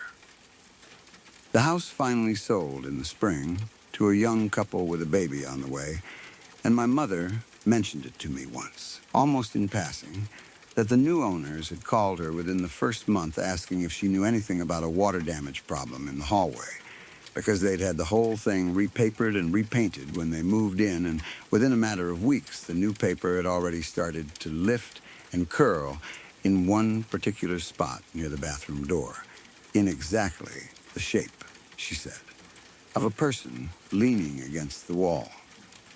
I never told her about the ankle, or the cold, or the hand that closed around it in the dark.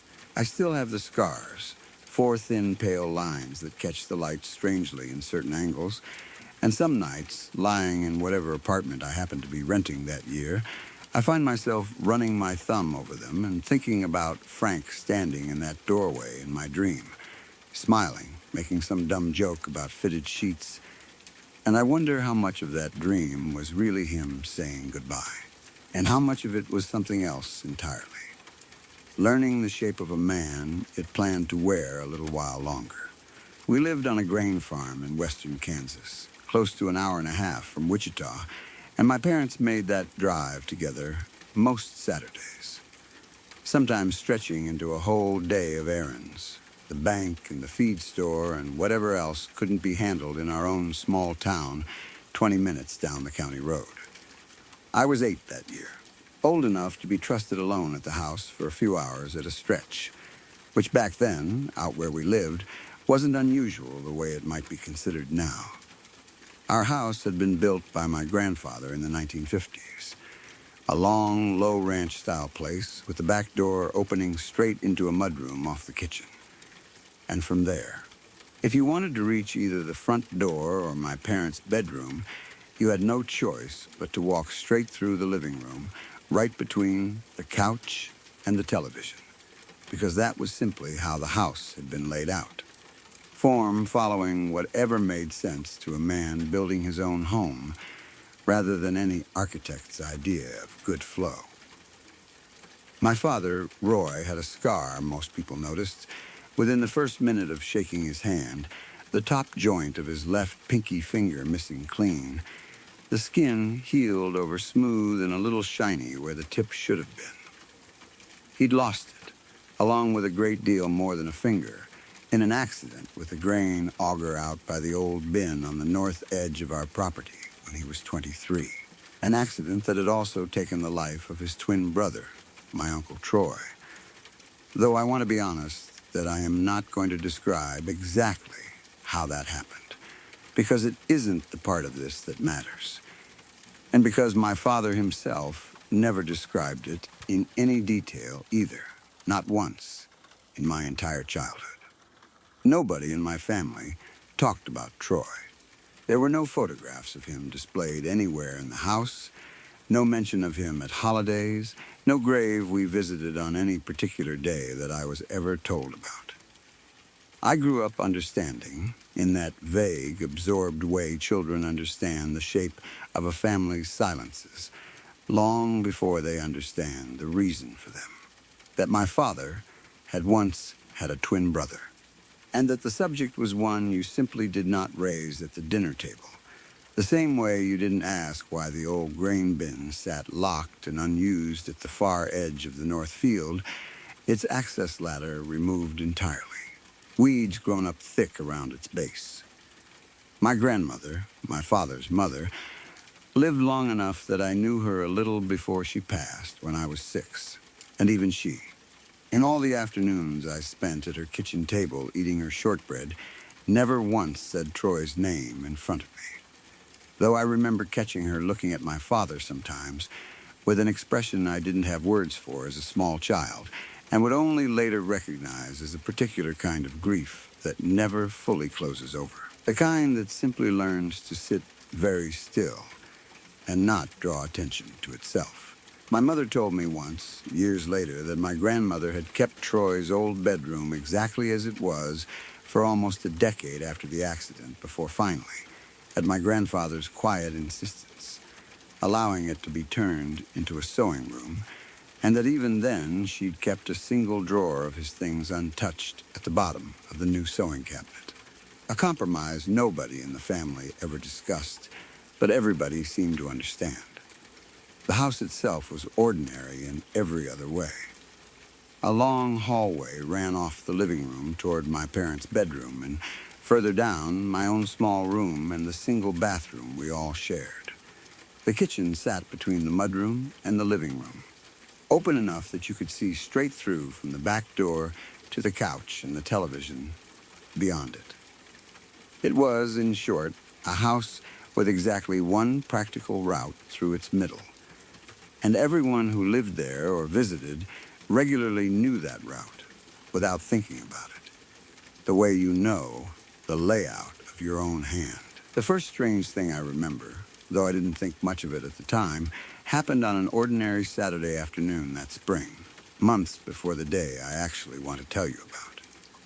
I was watching television alone, my parents already an hour into their drive to Wichita, and the radio my mother kept on the kitchen counter, tuned always to the same country station, switched over on its own to a different frequency entirely, a thin scratch of unfamiliar talk radio bleeding through static, gone again within a few seconds when I got up to check it. I turned the dial back myself and thought nothing more of it, the way you don't think much of a single odd moment in a house that stood on the same patch of ground for 70 years, settling and creaking and doing whatever old houses do when nobody's paying close attention. Looking back, I've wondered more than once whether that scratch of static I heard, gone before I could make out a single clear word, might have been a voice rather than a talk show host, though I have never been able to convince myself either way. And I'm not sure I want to be convinced. The second thing happened a few weeks later, and this one I only learned about because my mother mentioned it herself. Irritated rather than frightened, the kind of small domestic mystery that gets brought up over dinner and then forgotten. She'd come home from her own errands one afternoon to find the couch cushions in the living room dented down in a way that suggested someone had been sitting there, though the house had been locked up empty the entire time she'd been out, and I'd been at school. She blamed the dog, our old collie mix, Buster, who wasn't supposed to be up on the furniture, but occasionally managed it anyway. And that explanation satisfied everyone at the table well enough that the subject moved on to something else within a minute. It was the boot prints that first made me feel, young as I was, that something in our house had started paying closer attention to us than we were paying to it. My mother found them on a dry Tuesday in early June, faint but unmistakable, tracked in across the living room rug from the direction of the mudroom, the kind of print you'd expect from a work boot crossing damp or dusty ground, except it hadn't rained in over a week and nobody had been out working the grain bins that day. The prints came in through the back door, crossed halfway across the rug in a straight, even line, and simply stopped. No return trail leading back out, as though whoever made them had continued on into thin air rather than walking anywhere a person could actually go. My mother cleaned them up without much comment, blaming it, a little uncertainly, on my father tracking something in on his own boots without remembering. Though my father, when asked, had been out in the far fields the entire morning and swore he hadn't come anywhere near the house. A week or so after that, I woke in the middle of the night to the particular creak our hallway floorboard made whenever anyone walked from the living room toward the bedrooms. A sound I knew so well I could have told you which of my parents was making it just from the rhythm of their steps. I lay still, listening, and the creak came again, slow and even, moving toward my parents' door rather than mine, and I told myself, the way children tell themselves things in the dark, that it was simply my father up for a glass of water. And I didn't get up to check. And in the morning, neither of my parents mentioned being awake in the night at all. I didn't think much of it at the time. Old houses creak on their own, my mother always said, settling with the change in temperature between day and night. and I had no reason yet to doubt her. The afternoon I actually want to tell you about came near the end of that June, on a Saturday like any other, my parents gone since 8 that morning, for what my mother had said would be a full day of errands in Wichita. Bank business and a doctor's appointment and grocery shopping enough to fill the truck bed. I was on the couch watching cartoons, Buster asleep on the rug beside me, when I heard the back door open and close. The particular sound of its hinge that I'd have recognized anywhere in the world, and a moment later, my father walked into the living room from the direction of the mudroom. Crossing directly in front of the television, right between me and the screen, on his way toward the hallway and my parents' bedroom.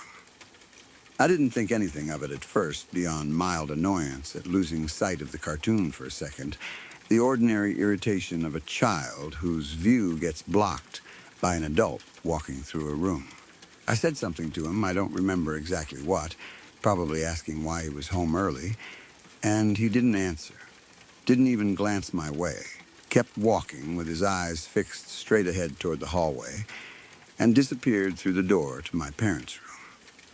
I sat there a moment, confused rather than afraid, waiting for him to come back out and explain himself.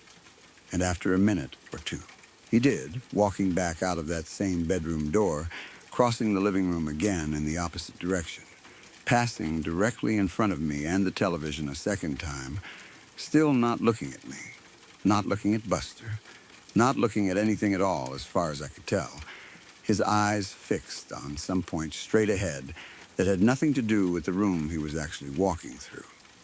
He went out through the back door the same way he'd come in, and the house went quiet, and I sat there on the couch feeling a kind of confusion that hadn't yet curdled into real fear.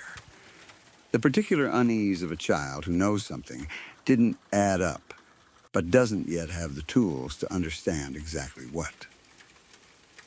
When my parents finally got home that evening, tired and loaded down with grocery bags, I asked my father, as casually as an 8-year-old asks anything, why he'd come home earlier that day. He looked at me the way adults look at children when they think a joke has gone over their head, mild and a little indulgent, and said he hadn't been anywhere near the house since 8 that morning, that he'd been in Wichita the entire day, first at the bank and then sitting through a longer-than-expected appointment at the doctor's office, my mother right there beside him the whole time to confirm it. I insisted, the way children insist on things they've seen with their own eyes, describing the shirt he'd been wearing. A faded blue plaid I knew well because it had a small tear near the cuff he was always meaning to mend, and my father frowned and looked down at himself, at the collared shirt and slacks he'd actually worn into town that day, nothing like what I was describing, and told me in a tone that had lost its earlier indulgence that he owned that plaid shirt but hadn't worn it in months, that it was hanging in the closet in their bedroom right now if I wanted to go look. I did go look, later that night when nobody was paying attention, and found it exactly where he'd said, hanging undisturbed on its hook, and it was only standing there in my parents' closet with that shirt in my hands that the detail I'd half noticed that afternoon finally surfaced clearly enough for me to name it. My father's hands, when he crossed that room in front of me, both times, had held 10 whole fingers, no missing tip on the left pinky, no smooth, shiny scar where I'd grown up expecting to see one my entire life. I hadn't consciously registered it in the moment, the way children often absorb wrong details without processing them until later, but once I thought of it that night, I could not stop thinking of it, could not shake the image of those 2 whole, unscarred hands moving in and out of that bedroom, while the real 10-fingered version of that hand hung at that exact hour, an hour and a half away, in a doctor's waiting room. I didn't tell my parents about the fingers that night. I wasn't entirely sure, at 8 years old, how to put into words something that frightened me more precisely the longer I examined it. And some instinct told me that saying it out loud would make it more real in a way I wasn't ready for. I found the photograph instead, a few days later, going through an old album in the hall closet, looking for something else entirely.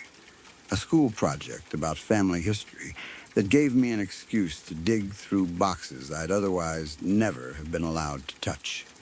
Near the back of the album, tucked between pages of my parents' wedding photographs, was a single picture of two identical young men standing in front of the very grain bin that now sat locked and ladderless at the edge of our north field, both of them grinning, both of them.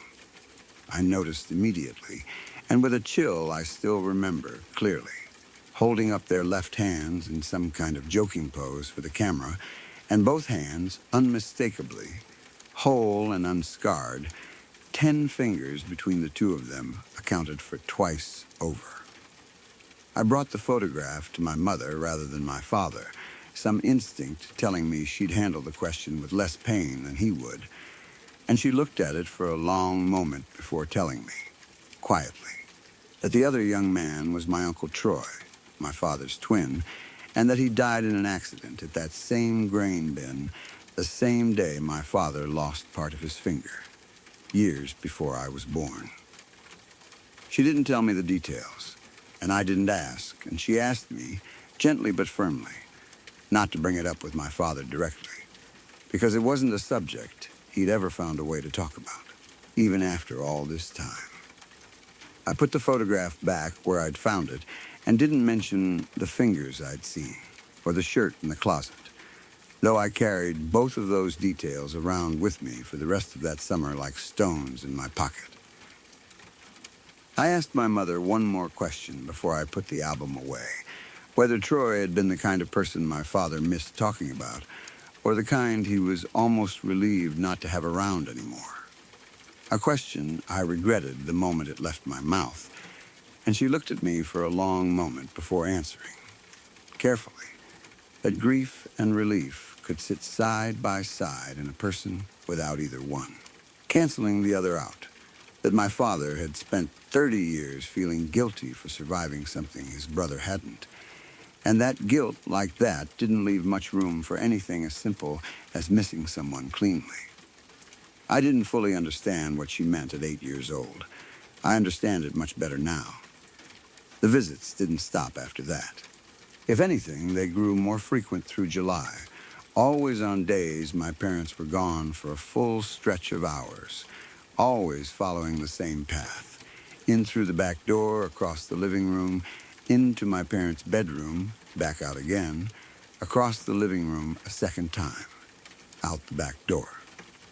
I stopped mentioning them to anyone, partly out of the same instinct that had kept me quiet about the fingers, and partly because some part of me had started to understand, in the wordless way children understand things they can't yet articulate, that whatever walked through our house on those afternoons wasn't actually my father at all, but something that had learned his shape well enough to wear it convincingly, except in the one detail it could never quite get right, because the thing it was wearing that shape from had never lived long enough to lose that fingertip in the first place. I noticed over those weeks that Buster had stopped sleeping on the living room rug during the afternoons entirely, retreating instead to a spot under the kitchen table where he'd never once shown any interest in lying before, and that our other animals, a handful of barn cats that usually lounged on the porch through the hottest part of the day, had taken to avoiding the porch steps closest to the back door, circling wide around them on their way to and from the barn in a way that struck me, even at 8, as far too deliberate to be simple cat contrariness. I also began to notice that the visits, though they always followed the same path through the house, no longer arrived at exactly the same pace each time. Some afternoons it crossed the room slowly, almost thoughtfully, pausing very briefly at the mouth of the hallway before continuing on. Other afternoons it moved through fast, almost hurried, as though hurrying toward something rather than simply passing by, and I began to dread the fast ones more than the slow ones, though I couldn't have told you why at the time. By August, it had stopped simply passing through. I remember the day clearly because it was hot enough that even the shade of the porch offered no real relief. My parents gone since early morning for what was meant to be their last big Wichita errand run before the start of the school year, and I was in the kitchen getting a glass of water when I heard the back door open. I didn't go straight to the living room this time, some new caution having built up in me over the weeks without my fully realizing it, and instead stood very still in the kitchen doorway, watching, my heart already beating hard enough that I could feel it in my throat before I'd seen anything at all. It crossed the living room the way it always did, and I noticed, for the first time, that Buster, asleep on the rug as usual, did not stir at all as it passed within a foot of him. No lifted head, no thump of a tail, nothing, as though the dog simply couldn't register that anything had entered the room at all. It reached the hallway and paused there. At the threshold to my parents' bedroom, its back to me. And instead of continuing on the way it always had, it turned. I want to be as precise as I can about what I saw in that moment, because I have gone over it in my memory more times than I can count, and I no longer trust the parts of it that feel embellished by fear rather than accurate to what actually happened. It looked exactly like my father, down to the faded blue plaid shirt with a small tear at the cuff, every feature correct except for that one persistent detail of the whole, unscarred hand. And its eyes, when they finally settled on me, held an expression I had never once seen on my actual father's face in my life. Not anger, not curiosity, but something closer to relief. The specific relief of someone who has been looking for a particular person for a very long time and has finally found them standing in the right doorway. There was no cruelty in that expression, which somehow frightened me more than cruelty would have, because cruelty at least would have made a kind of sense. It crossed the room toward me faster than I would have thought possible, faster than my actual father ever moved even when he was angry, and I remember backing into the kitchen counter hard enough to bruise my hip, my whole body going cold in a way that had nothing to do with the house's air conditioning, and one of its hands, whole and cold in a way that had nothing to do with the summer heat outside, closed around my wrist and pulled, hard, toward the hallway it had just come from. I screamed.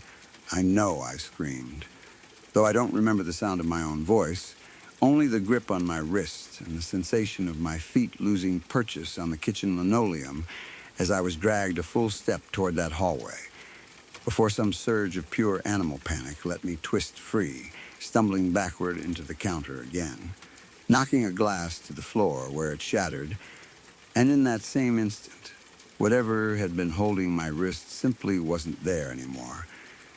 The living room in front of me empty. The back door standing wide open to the yard beyond, though I never heard it open a second time or close behind whatever had gone through it. My wrist, when I finally made myself look at it, held a bruise unlike any I'd had before, a near perfect ring of 5 distinct points, evenly spaced, and it was only staring at it, shaking, sitting on the kitchen floor amid broken glass, that I understood with total certainty what had been missing from that grip.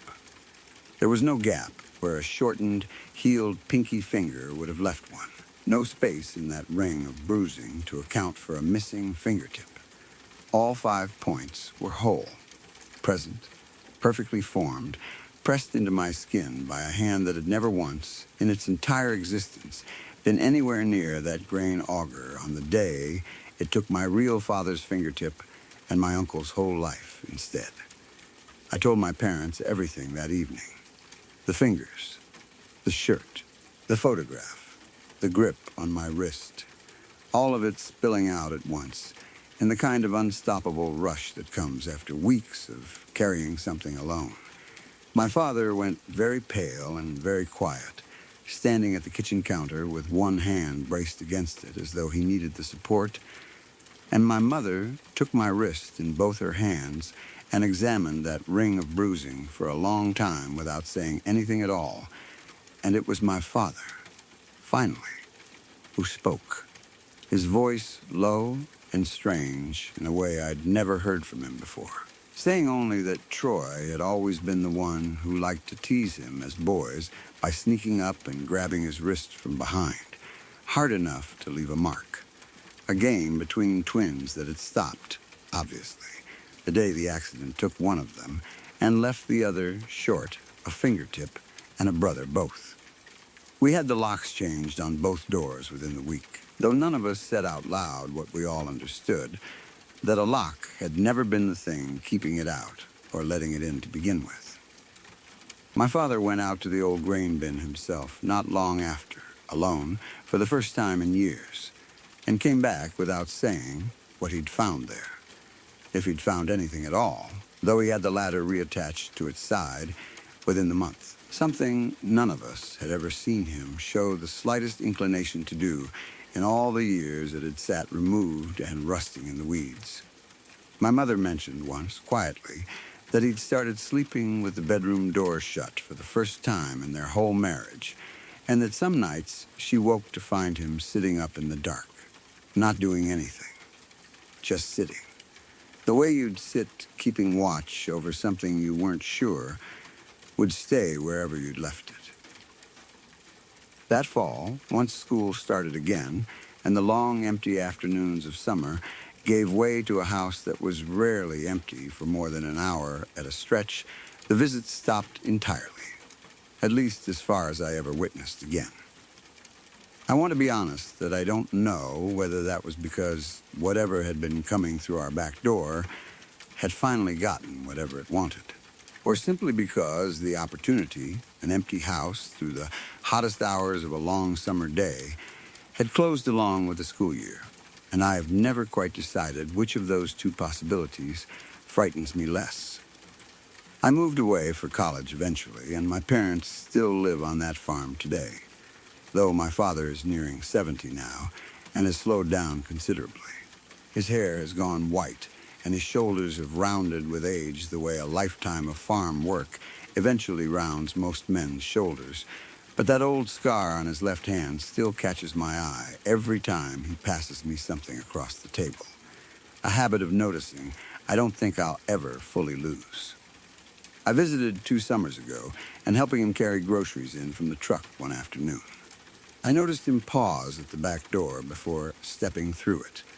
The way you'd pause before entering a room you weren't entirely sure was empty, and when I asked him what was wrong, he told me, in that same low, strange voice from all those years before, that some afternoons working out in the far fields with the truck radio on, he still hears our old back door open and close from clear across the property, plain as anything, though there's never a single soul in the house to have opened it.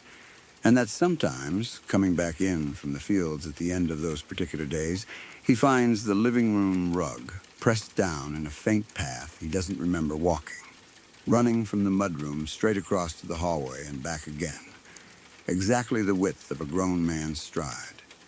And that on the very worst of those evenings, standing alone in that quiet living room, he swears he can still feel, for just a moment, the ghost of a grip closing around his own left wrist, 5 fingers pressing in tight, every single one of them whole.